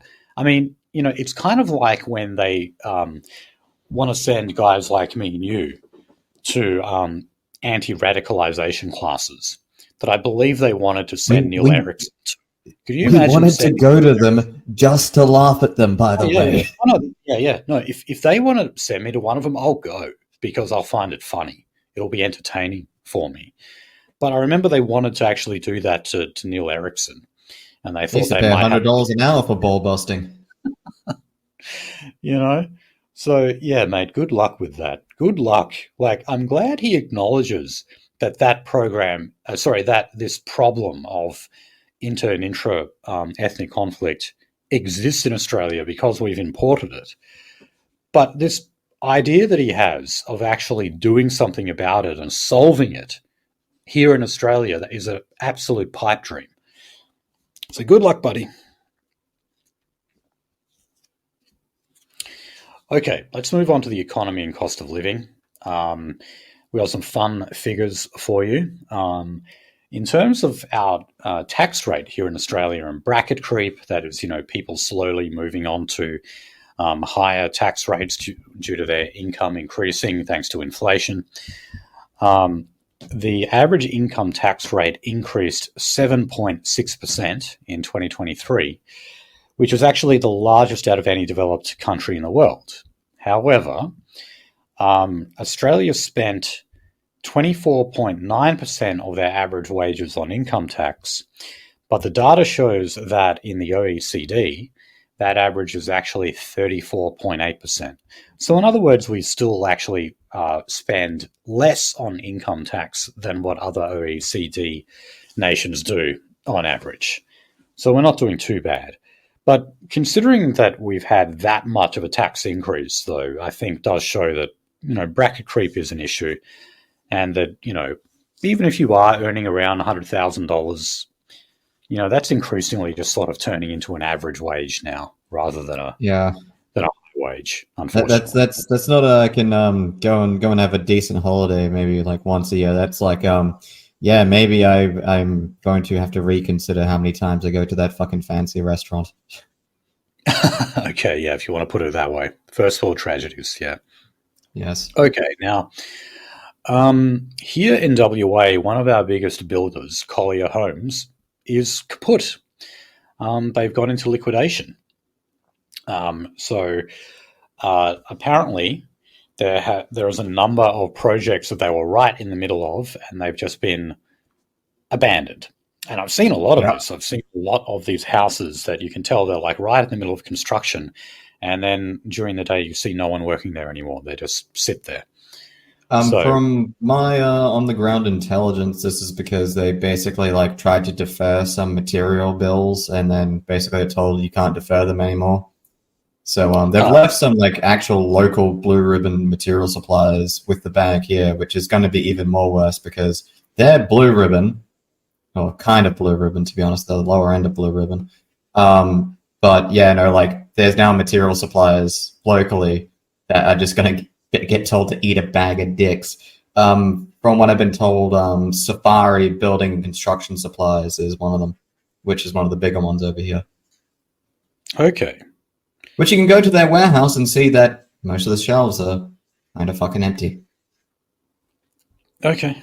And yeah, I mean, Roger Cook, funnily enough, came out and he said that apparently none of Collier Holmes's customers or clients had been inconvenienced by this, and that turned out to just be completely not true. There's been plenty of people who have been hurt by this. You tell it to do with a half-finished house and tell it to the guy at the desk with the fucking unpaid invoices. Yeah, so look, but just another sign that, it really says two things. One is that we're facing a recession because the more that builders go kaput, the more of a sign that the economy is not doing well. But also, it just shows that it's going to add to the housing crisis. One of the ways of dealing with a housing crisis is, of course, building more homes. And we are still lacking the capacity to do that.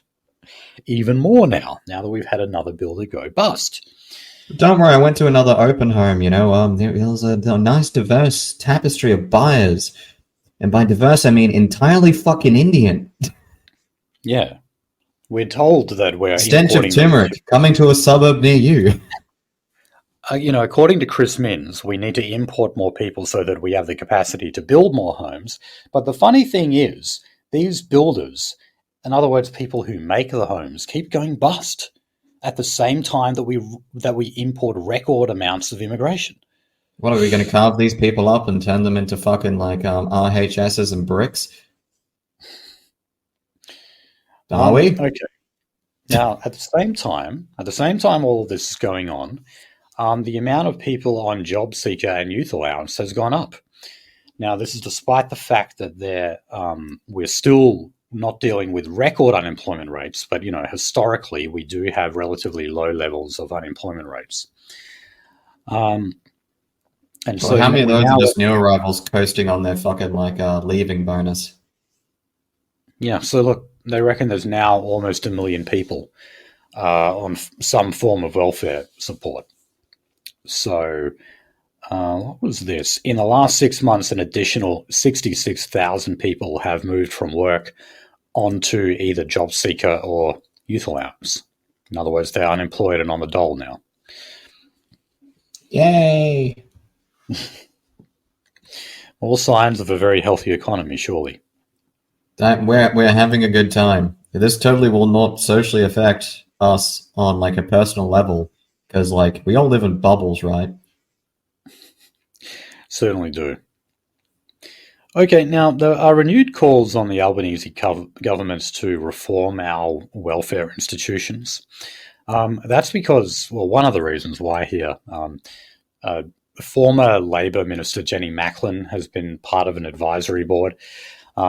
She's saying, a few things. One, she wants youth allowance and job seeker to be increased to to match the cost of living pressures that are going along with it. I guess she more or less agrees with what the Greens want right now. But also, they're not happy with what are robo-debt style automated payment suspensions. So remember, robo-debt was telling people that obviously they were, overpaid and therefore owed a debt to Centrelink. But there's also these automated payment suspensions, so people just getting kicked off of their payment. And sometimes not, they're not supposed to. They're wrongly being kicked off them. Here's a quick question. Fucking absolutely retarded dude named Manjeet from fucking Mumbai telling you you've been kicked off your payment and reviewing your account, or basically a half-baked, terribly programmed AI doing it? That's the question of our time. That's the real zeitgeist. Right, okay. Now, look, I don't like the idea of kicking people off payments, just because a mistake has been made. So yeah, if they're able to kind of rein in any more of that sort of robot style automation that obviously proved to be a failure, that's a good thing. But at the same time, I don't like the idea of more people moving on to unemployment, because it's not good for you. It's not good for anyone. I like the idea of, take from the system what you can. But I also got to say, if you want to be a white nationalist and apply this kind of logic, it's do you have more good to us as an unemployed person or someone who's actually out there making a good living and is able to contribute? We would idealistically, we know like what side of the fence would both sit on that. I don't know. I'm full turned for like fucking slow burning collapse of this country at this point. Yeah, or maybe we need an accelerationist approach just to, heighten the contradictions and bring about the collapse sooner so that we relieve ourselves of more long-term pain. Who knows? I don't know. But anyway, it looks like we're definitely going to see some form of welfare reform happen quite soon. Okay, just a quick story on housing. We've had another accommodation facility close its doors, or at least will be closing its doors. So this is Reed's Guest House in Ballarat in Victoria. So that means like approximately 50 people who get homeless accommodation there are going to be out on the street again. And, this is obviously not the first. We've seen many, many examples of this where, they're having to turn away people. And yeah, it goes hand in hand with a housing crisis and a cost of living crisis. That also means that we've just got more and more homeless people as well. And, ordinary people start to care about that when they start to be bothered by these homeless people who sleep in the CBD and everything, which I can certainly I've had one punch my car. Well, okay, yeah. And I mean, people have all sorts of stories like that, just being harassed for change and everything in the CBD. And that's definitely happening more. Like I've seen it. Okay. All right. And also a quick story on industrial relations. Oh, no. There should be a rumor of a prophesized messiah of the homeless people in Australia. The Lisa Nayagaib, who shall be known when he's seen riding the Alshai Hilux down the freeway, leading the homeless people of Australia into a bright green paradise, free of the RBA menace. The RBA menace. I'm glad that wasn't too dirty, Nolsey. Very glad. Okay, now on IR, that planned teacher strike, it was only a half-day teacher strike last Tuesday. It did go ahead. So we might remember that the Cook government here in WA was saying that they hoped to avert that strike from happening through further negotiations over pay and conditions. Well, no, didn't happen. They actually did walk off the job for half a day. And they certainly have not ruled out any further strike action or industrial action. And you know what I want to do? I want to make it so that yes, we'll give them an increase in pay, the one that they want, the increase that they're looking for. So long as they remove woke bullshit from the curriculum.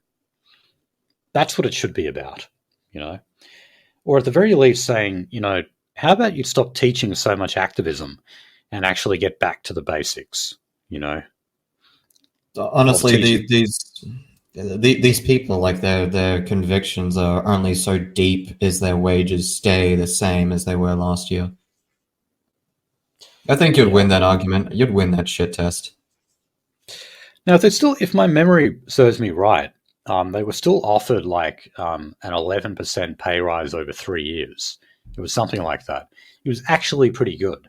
It may not compare to what you'd been seeing for aged care workers, but still, everyone else has been having to just have these measly like 3% increases every year, despite the fact that, we've only just gotten inflation down to around 4% now.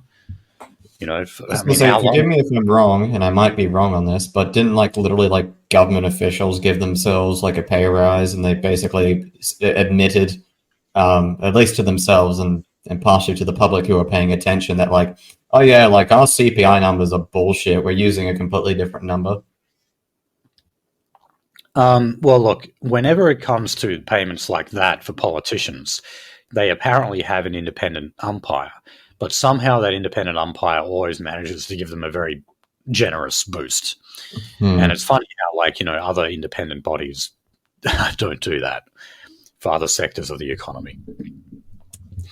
But Interesting. yeah, I definitely see more strike action coming up. Of course, it's been brewing in New South Wales for a while. So we'll start to see it all across the country. All right, we'll move on to climate change now. And in Queensland, they have now actually legislated the emissions reduction targets. So they are now the law in Queensland. So here's the details of it. This would require Queensland to cut emissions by 30% on 2005 levels by 2030, 75% by 2035, and then reach net zero, of course, by 2050. This is legislated. This is actually law now in Queensland, as it is in other states too, I might add. Now, very important thing to point out here is that this passed Queensland's unicameral parliament with the support, obviously, of the government, but also of the Greens and the opposition LNP. So the Liberal National Party actually voted with this as well. It basically had unanimous support. Yes. Okay. Now, there's a section, a commentary section on the Australian I read occasionally called Feeding the Chooks. Astute political commentators will know that feeding the chooks is what, what's his name? Why have I forgotten his name? Who was Joe Bjelke-Petersen?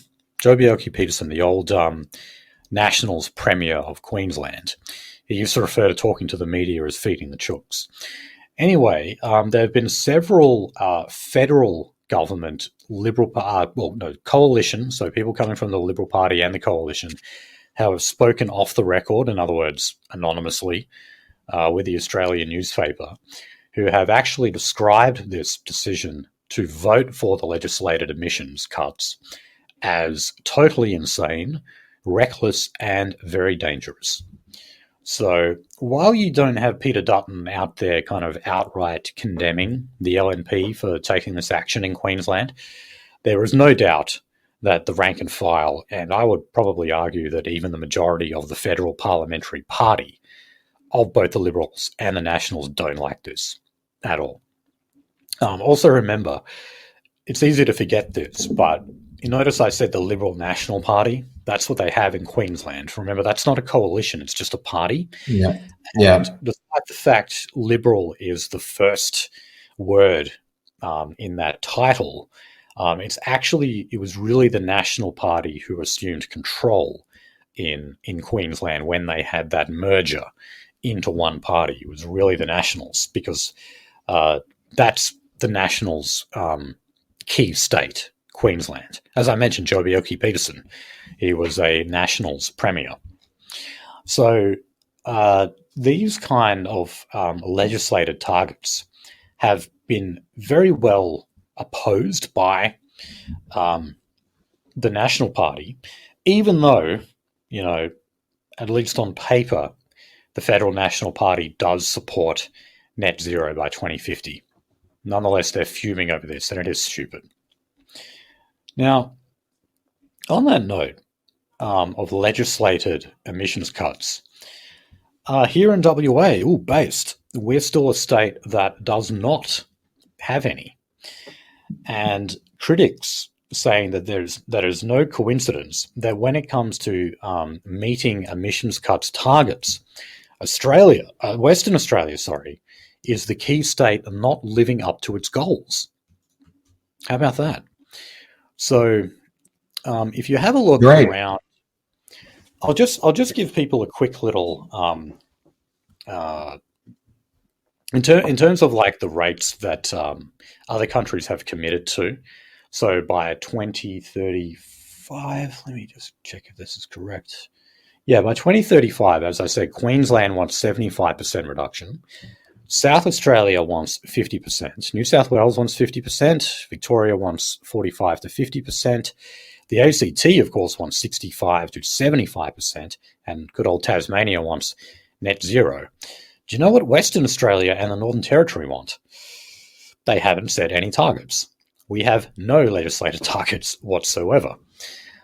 And will this protect Collier for a little longer? Maybe. Well, no, actually, it won't. I don't think, because we've just completely gutted them of the coal industry there, so that's kind of irrelevant. But when it comes to cutting emissions as comparison to the 2005 levels, this is sort of the baseline that they use, is what we were emitting in 2005. Western Australia's greenhouse gas emissions continue to climb above 2005 levels. So the critics, of course, say, well, that's got to be because WA doesn't have legislated targets. So, dare I say, we are probably going to get them in the not too distant future. So what are you telling me, the stiletto heel's already out and we're already splayed out on a table? Quite possibly. Goddamn. Yeah, so here are the figures. Emissions in WA increased by almost 9 million tonnes between 2021-2022. How about that? But in Queensland, they managed to reduce its emissions in comparison to the benchmark 2005 levels. And remember, Queensland are the other mining state. Certainly not as big as mining state as us, but they're the second biggest.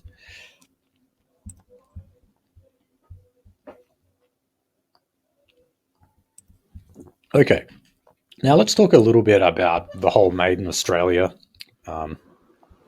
This new plan to get Australia manufacturing going again, but not only that, to be the manufacturer of green energy products.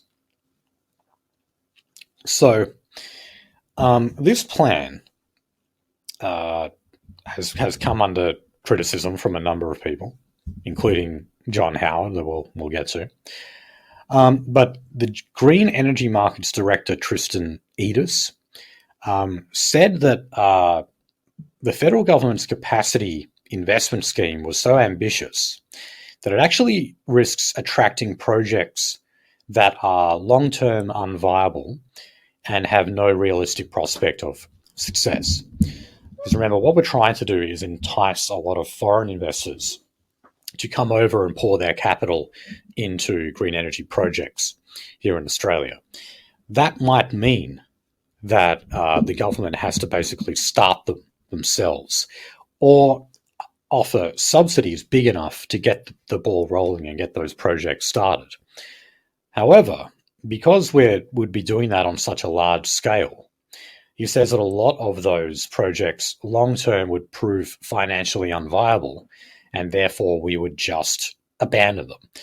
Now, I can certainly see what he means by that because, well, I love bringing up the failed solar farm that they had in Queensland not too long ago. Multi-million-dollar project, and they dismantled the entire solar farm and they blamed cloud coverage for it. That was an example of what was pretty much a fully funded government project that was obviously unviable because it just was not storing solar energy. Multi-million-dollar project, and they just dismantled it. So I don't see any reason why a similar thing couldn't happen here with the Made in Australia program. Well, again, okay, say that we actually make the fucking primary, secondary, and tertiary industries to actually do anything outside of use a fucking impact gun to put the screws into the aluminium frame of a solar panel. Okay, say we do all that, which, by the way, we're not. We are absolutely positively not going to fucking do that. All right. Where are we going to do it? Where are we going to put it? Where are we going to source these materials from? Will it make a difference? Will we actually use them in this country? Will we become an export market for these? No, because they'll be overpriced relative to the rest of the international market for these items. It's literally just like I feel good. I'm going to say this will make a whole bunch of jobs when you're really just creating like an assembly factory in a place where it's not economically viable to make an assembly factory. And if you do like all the A, B's, and C's somehow, yeah, then now we're just like creating a toxic waste depot somewhere in this fucking country. That's right. Let alone non-economically viable toxic waste depot. Yeah, so basically you'll get a whole lot of projects here that, like the houses that Collier Homes was building, they'll get a start, they'll have people working on them, and then they'll just be abandoned later on because they just prove unviable, as much of the green economy does. So yeah, China's middle class does not expand at a rate that it's going to make this fucking viable within the next fucking 2 decades. No. Now to John Howard. So he actually penned an opinion piece for The Australian the other day, where he referred to the Future Made in Australia policy as retrograde neo-protectionism. And he said that it constitutes a betrayal of the reforms carried out by the Hawke and Keating governments. All right, so what God, I wouldn't even call this protectionism. Yeah, so look, he's looking at this completely from a neoliberal perspective. Now, John Howard is definitely the Prime Minister. I would say he's like our biggest ever neoliberal and neoconservative Prime Minister that we've ever had, which is why you should dislike him, by the way. I think the legacy of John Howard is appalling. But anyway, John Howard was Treasurer in the 80s under Malcolm Fraser, and he really lamented the fact that the Fraser government failed to mimic the policies of Margaret Thatcher and Ronald Reagan at the time. In other words, go in a more neoliberal direction and, do things like cut regulation, cut taxes, but in particular, cut tariffs to break down protectionism, to make free trade between nations freer. I need my dumb bedside lamp made by small Asian Chinese baby slaves. Yeah, yes. And then you see later on when the Hawke government was elected, they did actually implement those kind of reforms that John Howard wanted to. So, he saw this as sort of like a missed opportunity by the Liberal Party in the early 80s and late 70s. So when he did become Prime Minister, he had his own brand of neoliberalism that was the work choices, industrial relations reforms, where he basically wanted to completely Americanize the industrial relations system in Australia. So he is looking at this, what Anthony Albanese is proposing here, and just saying that this is a new form, like neo-protectionism, where we have subsidies but also tariffs on other countries that say would want to sell us green energy products. Now, as far as I know, though, I think we went through the specifics of the Future Made in Australia policy last week. We went through a few of them.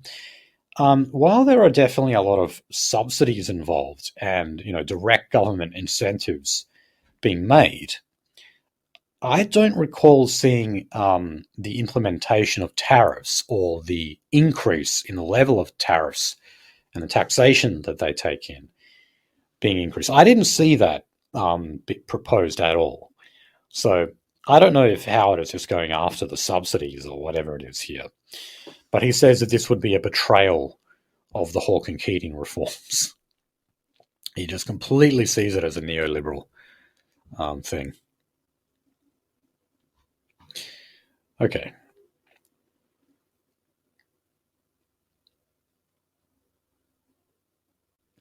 So the chair of the Superpower Institute, that is Rod Sims. And the Superpower Institute is a body dedicated to helping the nation capitalize on the green energy transition. So Rod Sims used an address to warn against saddling the nation with high-cost solar panels and wind farms. So you mentioned the high prices before, Nolsey. Yeah. Yeah, the production cost over here. For starters, if it's assembly cost is normally the last thing you have to deal with. It's normally primary material sourcing and then secondary material sourcing / manufacturing. Obviously, now we've basically moved on to a world of monocrystalline solar panels, where we had polycrystalline ones back in the day. For starters, in terms of what I mean by toxic waste, they're great pools of acid. Yeah, basically have to find some base in water you're going to acidify. If you're going to make any quantity that is actually either going to be used by the domestic market over here, or really, if you want to actually make this viable, the international market. But the problem is, by the time, even if we just did the assembly here and got everything in for bulk cost, like, it's still not worthwhile. It's still dumb, and it will still be overpriced. Right. I said. Yeah, so we just end up kind of making a whole bunch of overpriced solar panels, wind turbines, etc. And then when we look to the market to sell them, well, very people are willing to spend that amount on them, and that just means we can't sell all the crap that we would supposedly be manufacturing. So that's his criticism of it as well. Like, not even having, like, say, a go at, like, Chinese labor laws, which I could do for about 5 hours straight, by the way. Even just the economy of scale, where we're not like some gigantic fucking hive city that can put out, like, you know, like 250,000 units in a fucking work shift. There's no ability to scale with that, or scale, basically, really. We won't be able to get materials as cheap because we won't be ordering that many materials. We won't be able to get the, like, you know, the fasteners as cheap for the final end assembly product, because we'll be ordering like millions of fasteners, not hundreds of millions of fasteners. Right. So Rod Sims also said that for this for this policy to be successful, it would have to be kind of finely geared towards areas where Australia has a comparative advantage. And he gave the example of green iron. Are you able to tell us what green iron is? You know, clean coal? Yeah. I imagined it would be something. There was this idea floated back in, like, I believe it was the late 90s, about using an electrowinning process instead of like a coal-fired process to create steel/iron. For starters, the fucking facilities you need to actually create base iron from iron ore by an electrowinning process, the amount of energy that they use would burn more coal, but just because of the level of inefficiency of electrowinning iron, it's one of those dumb ideas. Like, there's like this dude floating around right now where it's just like, oh yes, I'm turning plastics into gasoline and diesel by using microwaves. Like, yes, you can do that. It's possible to do that. But the level of inefficiency, you may as well have just fucking dug like crude oil out of the ground and made, you know, diesel and gasoline from that. Like, you literally will be burning more coal or burning through more electricity, which will be fucking generated by coal, to do that in the first place. And you'll have to be making facilities which are totally new and purposely inefficient. Or there's also the option B, which is like, using fucking carbon capture after the fact to make up for your blast furnace, which shits out, you know, like, shits out an amount of CO2 comparable to some fucking open gas fires you find in Africa and Saudi Arabia. So even, you know, when this guy says that Australia would need to, for this system to work, we would need to kind of finely tune it to go after areas where we've got a comparative advantage like green iron. You're saying that, you know, that still would lead us nowhere, nowhere good. Yeah, it's one of those things like, we'll add reducing agents to the actual like fucking reduction mix, including like ammonia. It's like, okay, so you want to put fucking like nitric acid into it, do you? And not that would actually help out to any real degree. Like, fucking, unfortunately, you want to figure out how to make fucking iron in the most like chemically efficient way. Some fucking English dudes on limestone fucking cliffs, you know, like nearly 1,000 fucking years ago, figured out how to do it. Okay, well, yeah, we're obviously at the very early stages of this policy, and I look forward to reporting on its many failures. Oh yeah, by the way, fucking at the beginning of this year, Fortescue Futures basically said that this idea was dumb as well. Oh, okay. Well, if they're saying it, then yes. Two of the original architects behind Fortescue's green energy pivot to believe to reduce the carbon footprint of Australia's iron ore industry using like a hydrogen membrane technology, blah blah blah. Talking about the things. dubbed the zero element, the company's patent method of electroreduction, that's also called electrowinning, for ores such as iron and silicon and aluminium oxygen. Mr. Masterman and Mr. Polish name, which I will not attempt to pronounce, have dubbed the idea a false dream that doesn't bring anything to the Fortescue Futures Company or the Fortescue Group.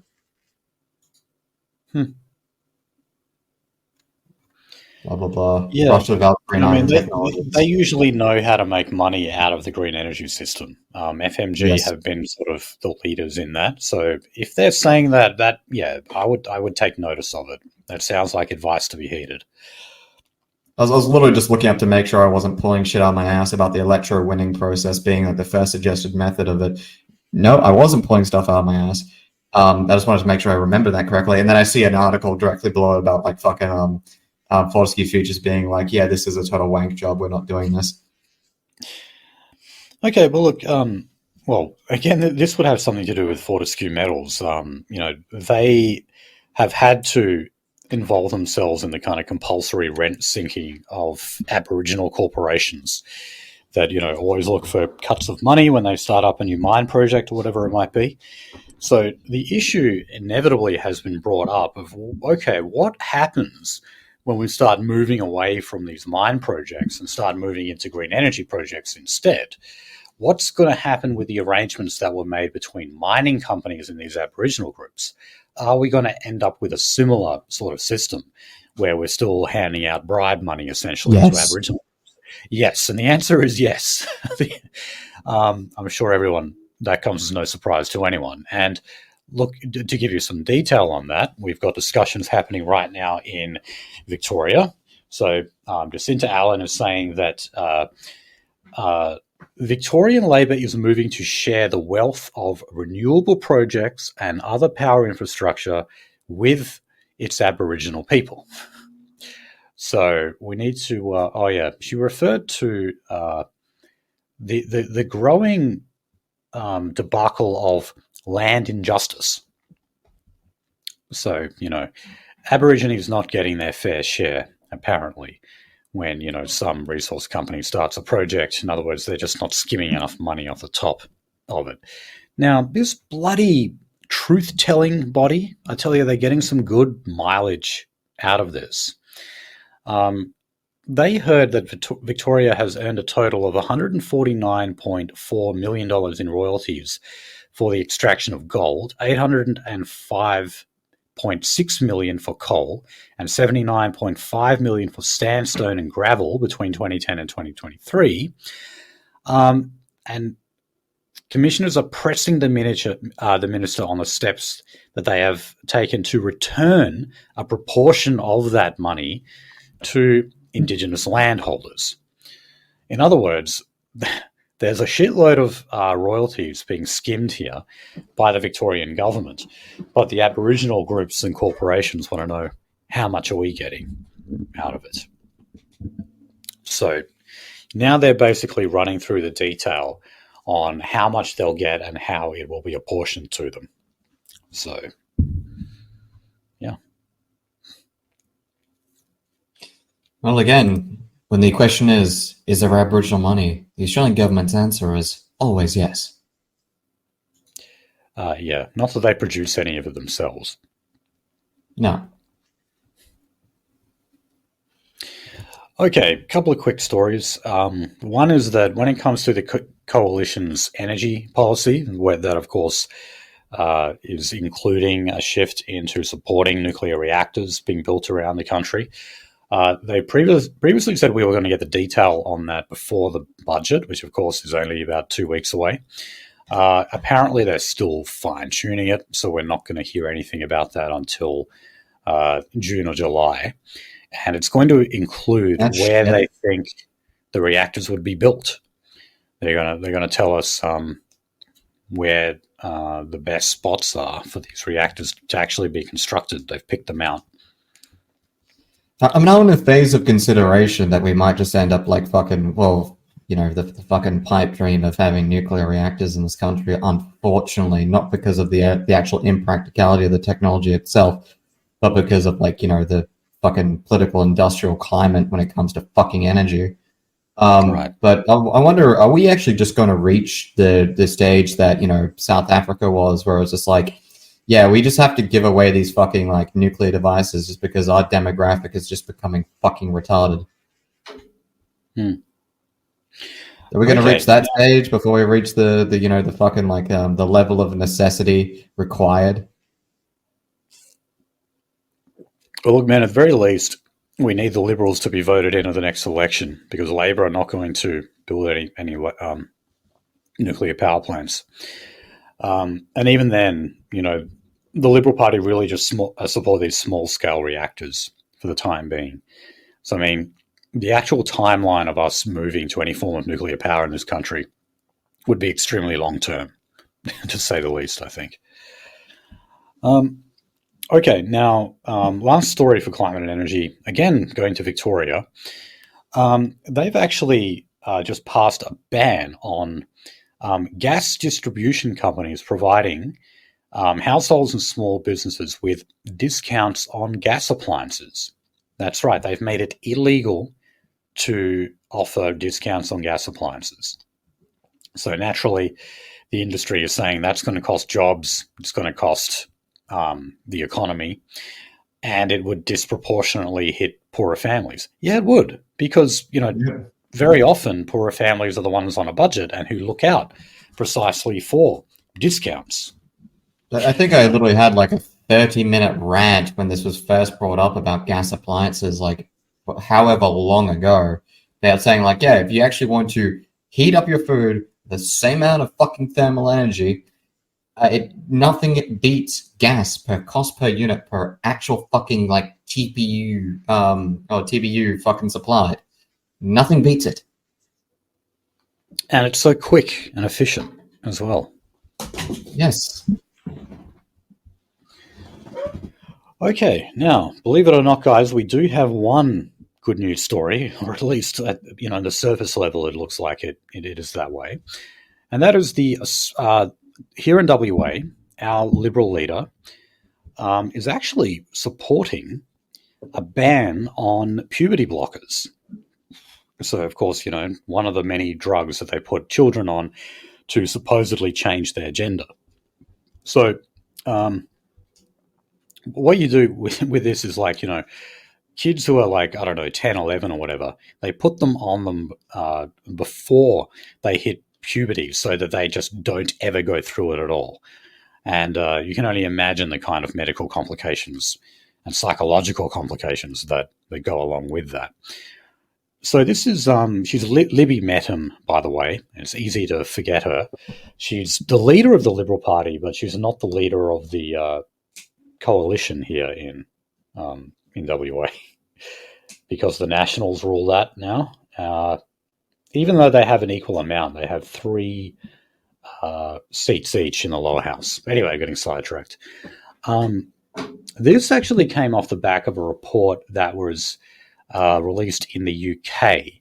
So that was handed down earlier in the month. So it recommended that the National Health Service exercise extreme caution in prescribing masculinizing or feminizing hormones to people under the age of 18.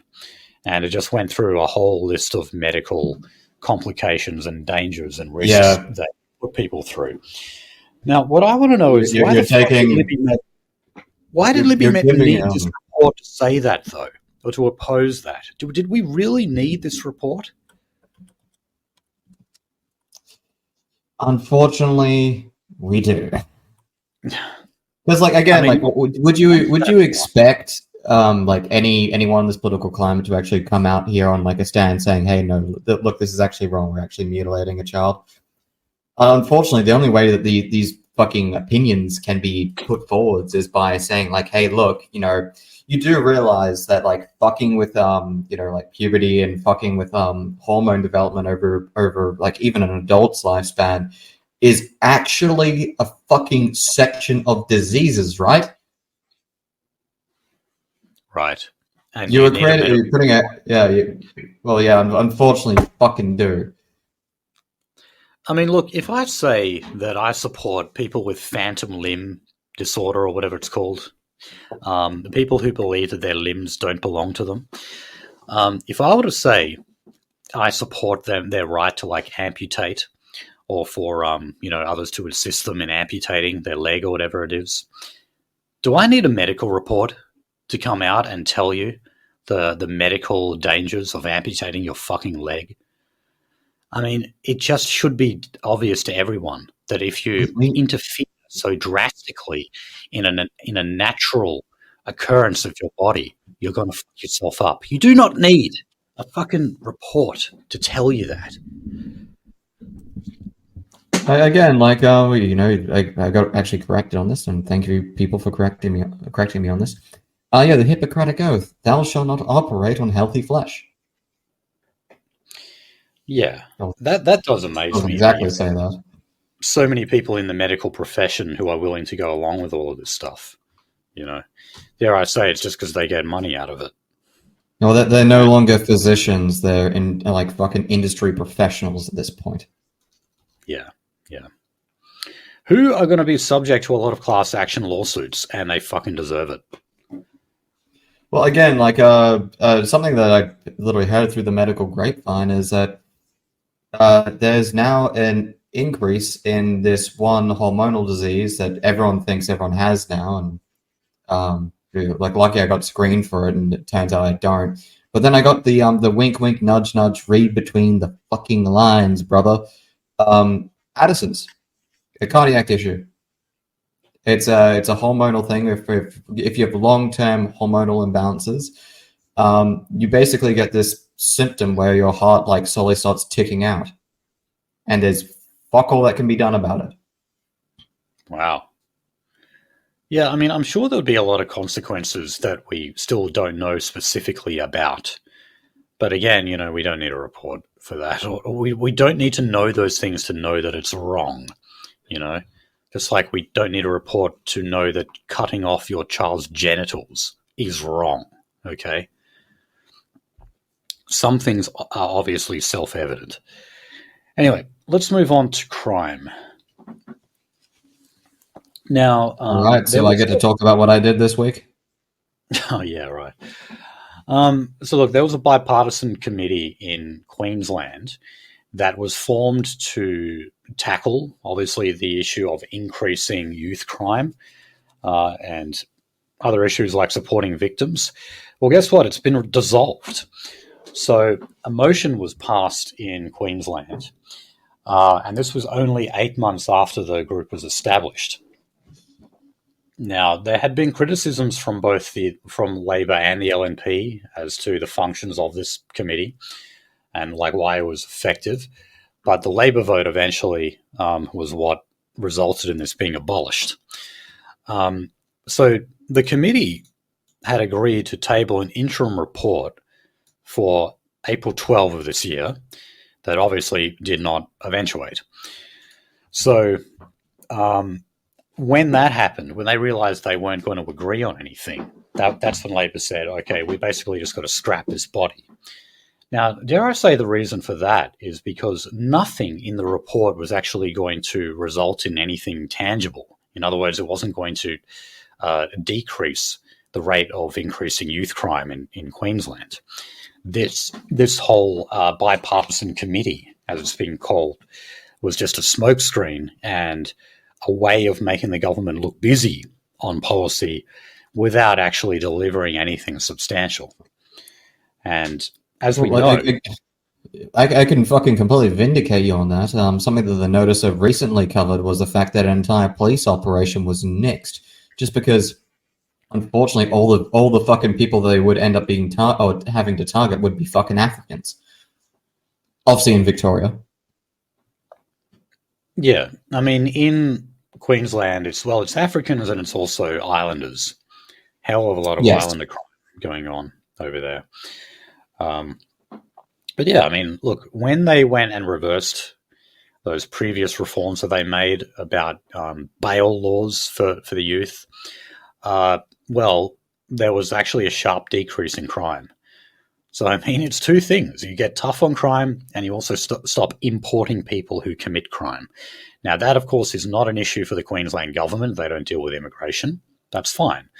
But at the very least, this committee should have been putting forward various recommendations specifically on how to get tough on crime. But it didn't even do that. So it's abolished. And, even though I don't want, I carry no water for the bloody Liberal Party, but, I really want to see the Miles government crushed in the Queensland election. And one of the main reasons is because of crime. When Stephen Miles was asked about crime, he was laughing at the questions, after that grandmother was was stabbed in Queensland. He was literally laughing at the idea of getting tougher on youth crime. So I viscerally hate that guy and I want him gone.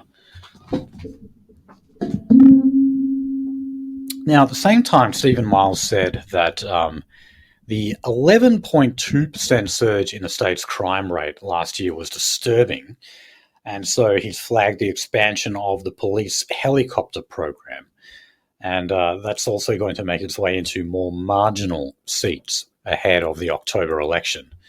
How about that? He's basically doing a form of pork barreling in marginal seats with police choppers. Oh boy. Maybe he's realised that there's some kind of level of fuck up going on here. Yeah, so some figures for you. These show that the number of youth offenders have increased by 5.2% to 11,191 offenders in 2022 to 2023. As I said, there's been a recent drop. So 2024 figures show that there was a drop. But that was just because they brought back old laws to do with bail, making it illegal to skip bail. In other words, make bail have a point. Obviously, yes. Skipping it should be illegal. They should send the greasiest, sweatiest, most fucking whiskey-smelling man after you when you skip bail, like they do in certain states of America. I think that would be enough of a deterrent. Right. Okay, so what they want to do is expand the fleet of police helicopters, which includes infrared camera system with tracking capabilities to areas like Cairns and the Sunshine Coast. And also to Labor-held seats that are at most at risk of falling to the LNP. So, yeah, it's just, oh, man. Talk about cynical electioneering. That's what they're doing. Let's put more choppers. And, because they're up in the sky outside, everyone's bound to see them at least a few times, aren't they? Yeah, I guess, yeah. We all kind of know what the police chopper sounds like. At least I do. In certain fucking suburbs, yeah. Yeah. Oh, God. Okay, well, my next story was on knife crime, but I already kind of, we got into that at the beginning of the episode about... We kind of fucking did that shit. We did. I'll just say the one other story, though, was, and this was actually a good story that came out of the ABC, which was to do with the right to carry pepper spray. I didn't know this, but apparently Western Australia is the only jurisdiction in the country where it is legal to carry pepper spray on you for self-defense reasons. I shall feel raped no more. Yeah. But look, the thing is, though, because one of the reasons this was brought up was because of the Bondi stabbing. Don't know if pepper spray would have really worked effectively in that situation. I still fully support that. If you want to carry it for protection, then definitely do it. How many people have died from capsaicin? Legal, by the way. I'm not Fed posting. If it's legal for you to do that. Legal, yeah.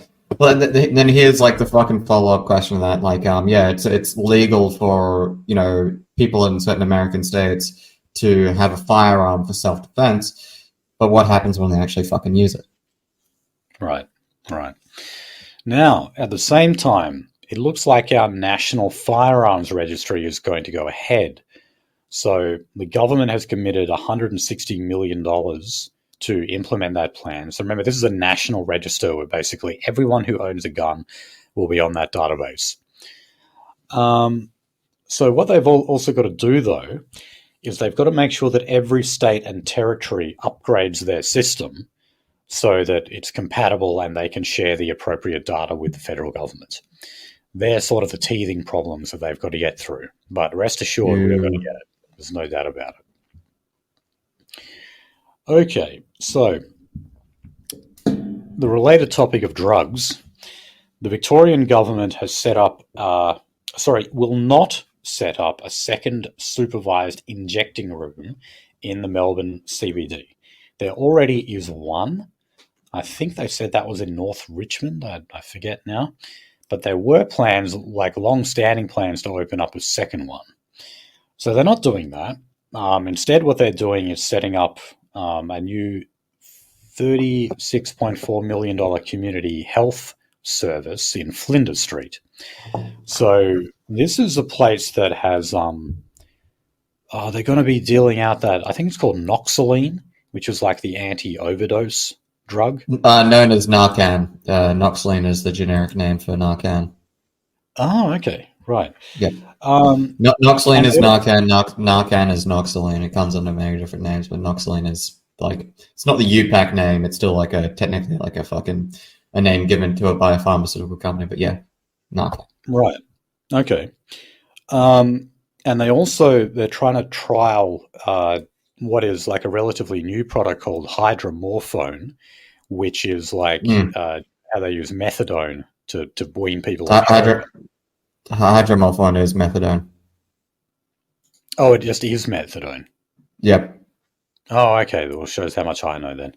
But yeah, they're doing that. It's effectively a methadone program to get heroin junkies off heroin and onto methadone instead. So they can go back into heroin after a while. Yeah.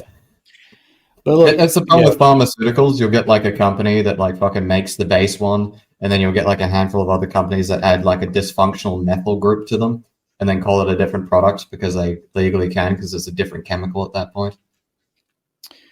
I've always found the idea of injecting rooms to just be, wow, like, like you're the acknowledging of defeat. Yeah, like you're acknowledging that you don't want them to be using these drugs, that they are illegal, and therefore using them or possessing them is a crime, yet at the same time you want to accommodate the use of those drugs. I don't really understand that. So if they want to instead open these kind of community health services, then I think that's a better thing. So the flag of my enemy raised above my city is the injection site. Right. I have something there on vaping, but as I skim over this story, I don't think there's anything here we haven't told you before. So we'll move on to doxing. So a constitutional law expert, Anne TRWOE, I think is how you say that, has warned about criminalizing doxing and said that it could have a lot of unintended consequences. So she said that would include allowing online trolls to act with impunity, but also protecting politicians from having incriminating messages leaked. So, for example, a number of journalists have managed to access WhatsApp messages that they in turn leaked. Oh yeah, Josh Fryberg calling himself the next PM of Australia to a whole bunch of fucking Chinese. Yeah, stuff like that. Exactly. Remember that? Yeah, so she was saying that, because this is, remember, something that the only reason the government is talking about this is because of the Jewish lobby, because they had those, 600 creatives, as they call them, doxed by pro-Palestinian activists. This is certainly not designed to protect figures like myself and Nolsey, as you can imagine. No. But that is what Anne TRWOE is basically saying is the unintended consequence, is that you would actually then go and protect people who don't deserve to be protected. And while I don't think she said it directly or explicitly, she obviously means people like us. I mean, she would lump us into the category of online trolls, for example. Oh, of course. No, I was going to say, basically she's just admitting that, hey, look, maybe we should rethink this tool and etc. But also there's really just the consideration of how is doxing actually done? What is the mechanism of doxing? I can't think of a doxing method that doesn't actually require illicit means. Yeah, it involves, fooling another person in some capacity. Yeah, it requires at the base level fraud, or something even higher than that, like fucking actual like basically like, hate to use the term, but like actual cybercrime. And yes, people have been persecuted, all these things in this own nation for like basically using fraudulent means to access like, say, like fucking like internal student domains at universities or something like that. Right. Again, there's no way of actually doing this thing to start off with without actually doing something illicit yourself. And the only protection a journalist gets is basically just trying to separate themselves by like saying like, oh, it was my source or something like that. But how many times have we seen some nominally, like maybe 5-6 years ago, it would have to been a far leftist, but even during the creation of the Nazis Next Door, with all that doxing material, Alex Mann claimed to have got that stuff himself. Okay. So yeah, like again, like it should have been criminal a long time ago. The only consideration for it to be not criminalized is because, well, it's been used as a tool very one-sidedly.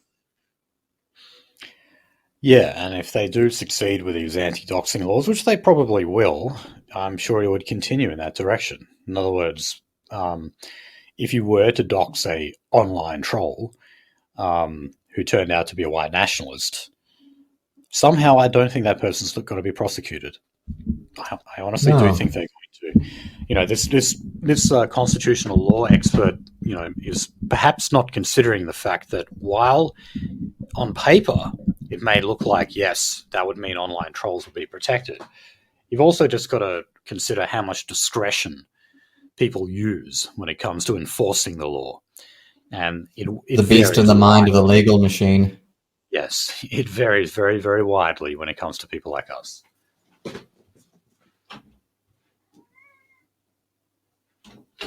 Yeah, that's pretty much what I have to say on that. So quickly on the docs, buddy. So we obviously know that Bruce Lehrmann, he was found in a civil trial that on the balance of probabilities he did rape Brittany Higgins. I disagree with that finding, but nonetheless. I disagree with the term balance of probabilities in a fucking court of any kind. But look, not long after this, what we haven't covered on this yet is that Brittany Higgins did release a statement that apologized to Linda Reynolds for the hurt that was that had been dealt to her during that whole ordeal. Now, a lot of people kind of said, okay, well, the reason why she did this is now that we've got this result in the civil trial that said that there was no political cover-up, because remember, that was the other key finding here. Not only that apparently Lehrmann raped Brittany Higgins, but also that the Liberal Party and Linda Reynolds never, ever engaged in any form of cover-up to cover up the rape. That just didn't happen. So that would have been some hugely bad news for Brittany Higgins and David Shiraz, seeing the result of that. And so therefore, the civil action that is happening here in Perth, they think, oh shit, we're going to lose this case. We're going to lose it. So that, of course, led people to say, well, look, she's issuing this public apology now so that she can perhaps persuade Linda Reynolds to drop the case. Is this good enough that we publicly apologize? But apparently not. So on Sunday, Linda Reynolds released a statement detailing the enormous emotional and financial cost incurred in working to disprove the cover-up allegations. She noted that her efforts to clear her name of the accusations she tried to cover up the incident had taken a mental toll and left her out of pocket. It is understood the senator and her husband have had to remortgage their home to finance their legal battles. Okay, so in other words, this statement released by Linda Reynolds basically said, sorry, the financial and emotional toll that this took on us was just too great for us to let go when you just released a simple public apology. So I'm thinking that all signs are pointing to no, they're going to continue this legal action, and I think they're going to win it as well. I think it's going to be found that Brittany Higgins and David Shiraz did defame Linda Reynolds, and therefore they're going to have to pay damages. Okay. Oh, great. We'll do some whirlwind stories for you, because these are just state issues, so we can go through quickly, and we're running a little overtime here. So in Tasmania, of course, the newly re-elected Liberal government, they have secured the support of 2 independent senators. So that means they can now get 19 out of the 35 votes in the lower house, which of course is enough to form a minority government. So not a big surprise there. I think we all knew that was going to happen. Stephen Miles in Queensland said that it is very likely he will be ousted as Premier in October. Now, this comes as we had a 2-party preferred basis that had the the Liberal National Party on 56% compared to Labor on 44%. So that would actually translate to a loss of 21 seats for the Labor Party if you were to apply that 9.2% swing against Labor across every seat in the state. So yeah, it's not looking good based on those figures. That doesn't mean they'll lose 21 seats, but I'd say they'll probably lose a fair bit nonetheless. In New South Wales and Victoria, you've had resignations. So Taylor Martin has been expelled from the New South Wales Liberal Party following findings that were made after an investigation was launched that he had engaged in inappropriate behaviour towards a female colleague. And in Victoria, in the Labor Party, this guy's name is Darren Cheeseman. Has agreed to his role as parliamentary secretary over the exact same thing, inappropriate dealings towards a female staff member. Although in this case, he's not been expelled from the Labor Party. He simply just resigned his role as parliamentary secretary. The federal Libs. So Karen Andrews has said, she's the outgoing Liberal member, that she has not been able to persuade or find a female candidate good enough to replace her. So that's why they're going to be settling on Leon Rebello to stand in that seat at the next election. So, yeah, they've got a severe problem with getting female candidates. So this, I think, shows, though, that it's not like the Liberal Party aren't trying to get their diversity hires. It's just that they can't, which I guess means you could say, yeah, all right, they probably do have a problem with female voters on the whole then. A little too handsy for Dubka. Maybe. Okay. So back to federal issues on health. Doctors are saying that federal funding to improve bulk billing is actually being eaten away by state taxes. And this is specifically on payroll tax. So as we know, like they increased payroll tax and expanded it in Victoria lately. And that actually disincentivizes a lot of doctors from applying bulk billing to their patients. So isn't that interesting? Like the states often see opportunities like that when the government announces like a revenue increase for a particular sector. That means they then go and raise taxes in a particular area to get a piece of it. And this is a good example. And yeah, I mean, people are definitely finding it harder and harder to find a bulk billing doctor these days. And we don't don't exist over here. Yeah. Okay, now there's in Tasmania, this was a policy that the Liberals brought to the last election, and that was to effectively abolish what they call ambulance ramping. That just means that when you have the ambulance turn up at the hospital, it takes a while for, to get the patient out on the stretcher and into the hospital. There's often a wait time, and that's to do with things like there's not enough staff or there's not enough beds to accommodate them. And so that means that the paramedics just kind of do what they can on the patient in the ambulance, on the ramp, if you will, before the hospital is able to deal with them. So now there is a 60-minute transfer of care protocols. So that means that paramedics should be able to hand over care of the patient to the hospital within an hour of the patient arriving there, which of course leaves them free to get back out on the road and, continue to do their job.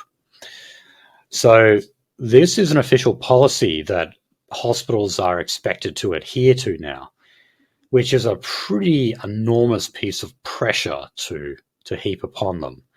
Like, you've got to make sure that every single ambo out there is empty within 60 minutes. That's pretty intense, I think. And naturally, a lot of people in the health services don't like this idea. It's one of those things. I don't think you can just legislate this from the top up. There needs to be like the actual mechanics of getting patient fucking one, properly coded, and two, properly sent. Like, yeah, maybe if you fucking fucking nearly quadrupled the fucking force dealing with fucking ER and ambulance transfers and the coding department. Right. Okay. So the chair of Mental Health Australia, Matt Berriman, has resigned. And he basically said that this was to do with the Albanese government not taking the whole issue of mental health seriously. So a lot of people think that this was the timing of this is no accident, in that he announced his resignation not long after the Bondi stabbing, because a lot of people say that, well, it was actually the mental health system failing that is what resulted in this stabbing, because, this was a schizophrenic who should have been on his meds. So, as usual, I'm not going to do my usual spiel on mental health, so I'll really quickly summarize it. We have a mental health crisis in this country because we have diversity. We have a breakdown of social capital. And the breakdown of social capital means the breakdown of social relations and cohesion and polite society. And that, in turn, makes people more anxious and depressed. It's really that simple. Tasmania. So they've actually recently raised, this is ever since I think it's mid-2022 in Tasmania, they've raised $10 million in road fines. So this is to do with fining people to do with speeding, mobile phones, and not wearing a seatbelt. Tasmania, to roll this out, they purchased a shitload of cameras to be able to do this job. And yeah, that has resulted in over 70,000 fines, and as I said, over $10 million worth of fines as well. So not bad for the revenue raising there. No. Now let's look at fucking road fatalities. Right. Okay, now Scott Morrison is going to release a book soon. Not surprising, considering he is a former Prime Minister. The name of the book is Plans for Your Good, a Prime Minister's Testimony of God's Faithfulness. Now, you might have picked up from the title here that this isn't exactly an autobiography or a memoir of his time as a politician. The book is actually a bit more specific in that it goes to the role of faith, of religion in Scott Morrison's life. It does, of course, mention aspects of his prime ministership and his time as a politician, but it's mainly to do with what he calls his relationship with God during that time. And there I saw him, Jehovah, as I emptied my bowels inside of that McDonald's in 1995. Okay. Now, we've had extracts of this book released. So one of them actually says that he experienced acute anxiety, which he developed when he became Prime Minister with the pressures of the job. But he said thanks to medication that he was on, the support of family, friends, and faith, he said if it weren't for all of those things, that he probably would have fallen into a state of severe depression. So, I don't know. That's his way of saying how hard the job is, I guess. But yeah, it's a tough job, no doubt about that. Now, he's also taken a shot at Malcolm Turnbull, as you would expect him to do, considering that in that recent documentary on the Liberals' time in power, Malcolm Turnbull appeared and said he called Scott Morrison a liar and also called him, when they asked for sum him up in one word, he chose the word duplicitous and said he was playing a double game, always plotting and scheming to see how he could become the Prime Minister at his expense. So Morrison is refuting this. He's saying that when when Malcolm Turnbull did hold the leadership spill, he called it himself, remember? And then he won it, I think it was like 45 to 38, something like that. Dutton was on 38. He thought that would be a way of kind of settling the leadership tension that was going on in the party. It did the opposite, of course, because once you hold a leadership spill, that actually just makes everyone think forever that your time to go is coming up very, very soon. I mean, it happened with Tony Abbott. He didn't call that spill himself, but once he did, he was terminally wounded, and his prime ministership was on borrowed time. Scott Morrison says the same thing here about Turnbull. But I don't know. I still think there's probably an element of truth to what Turnbull said, because anyone who does become prime minister doesn't become prime minister by accident. They usually have had long-term ambitions that they may well have hidden, but their ambitions... Long-term grooming by power brokers? And I mean, becoming prime minister, rising to an office that high does mean playing the long game and being very, very patient, biding your time. So, got no doubt about that. Now, last story, guys, and we'll get out of here, is I just saw this and thought, wow, this is funny. And like, at first surprising, then I thought, no, this shouldn't be surprising at all. Bronwyn Bok and Lucy Bradlow, they want to be Australia's first ever job-sharing MPs. So these women are not... what? Yes. Now, I don't even know... Dykes, aren't they? No, they're not. Oh, no. They're just good friends, which is funny. Yeah, when I saw it, I thought, yeah, maybe this is lesbians, but no, apparently not. Now, I don't even know if you can do this, right? But they're going to be running in the seat of Higgins, which traditionally is a safe Liberal seat. It was held by Peter Costello, for example. However, the polling has shown that it is increasingly becoming a Teal seat, as a lot. They're spiritually gay. Yeah. So I mean, a lot of formerly safe Liberal seats, they tend to be the ones that end up turning Teal. Now, I don't know if these guys are B&B, as they've kind of branded themselves. Bok and Bradlow, that is. Dude, they're fucking lesbians. Who the fuck would name themselves B&B, like fucking breakfast in bed, without being fucking lesbians? But they're not lesbian. Well, okay, maybe if you want to hold that theory, I don't know. I'm open to the idea. Purely speculation.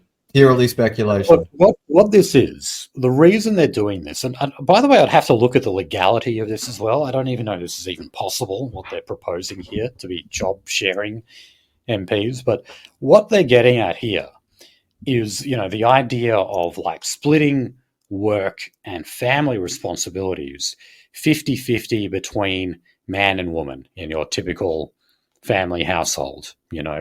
The idea that we can have, say, something like half-time work, where both mum and dad work half-time, and therefore they're able to dedicate the other part of their work to raising a family. If there isn't actually a fucking clause against this, like in our fucking quote unquote constitution, then I'm going to be fucking shocked. And actually, I'll be shocked and appalled. Right. Yeah, no, I mean, I don't like this idea at all. Yeah, I don't know about the legality of it either. I suspect that they probably can't do this, even if they bill themselves as supposedly doing this. But also, I just don't like the message that they're sending. Because a lot of people who advocate the idea of half-time work, or they point out that, well, look, both parents working full-time isn't good because inevitably that means that the wife, the woman in the situation, and still ends up doing more housework. We've all seen those figures before that, women end up doing more housework even if they're working just as much as what their husband is. And they say, okay, well, maybe then how we deal with that is we cut the husband's work time. And we have people working like half or 3/4 of their job or something so they can dedicate more time at home. And that's just a ridiculous, unnatural household situation to promote. Whatever happened to the idea of just the man as the breadwinner? And you can reduce the burden on the woman by instead reducing her hours, or maybe she doesn't even have to work at all, and she can just dedicate. Maybe we don't have women in politics. Well, that too. Yeah, I don't support these women running because that would mean more women in politics as well. So, okay. On that note, guys, we'll leave you there. Stay safe. In this week. We'll hopefully get back to you. We'll give you another show Friday or Saturday coming up. So thank you for listening. Take care. Hope you had a good ANZAC day, and we'll see you soon.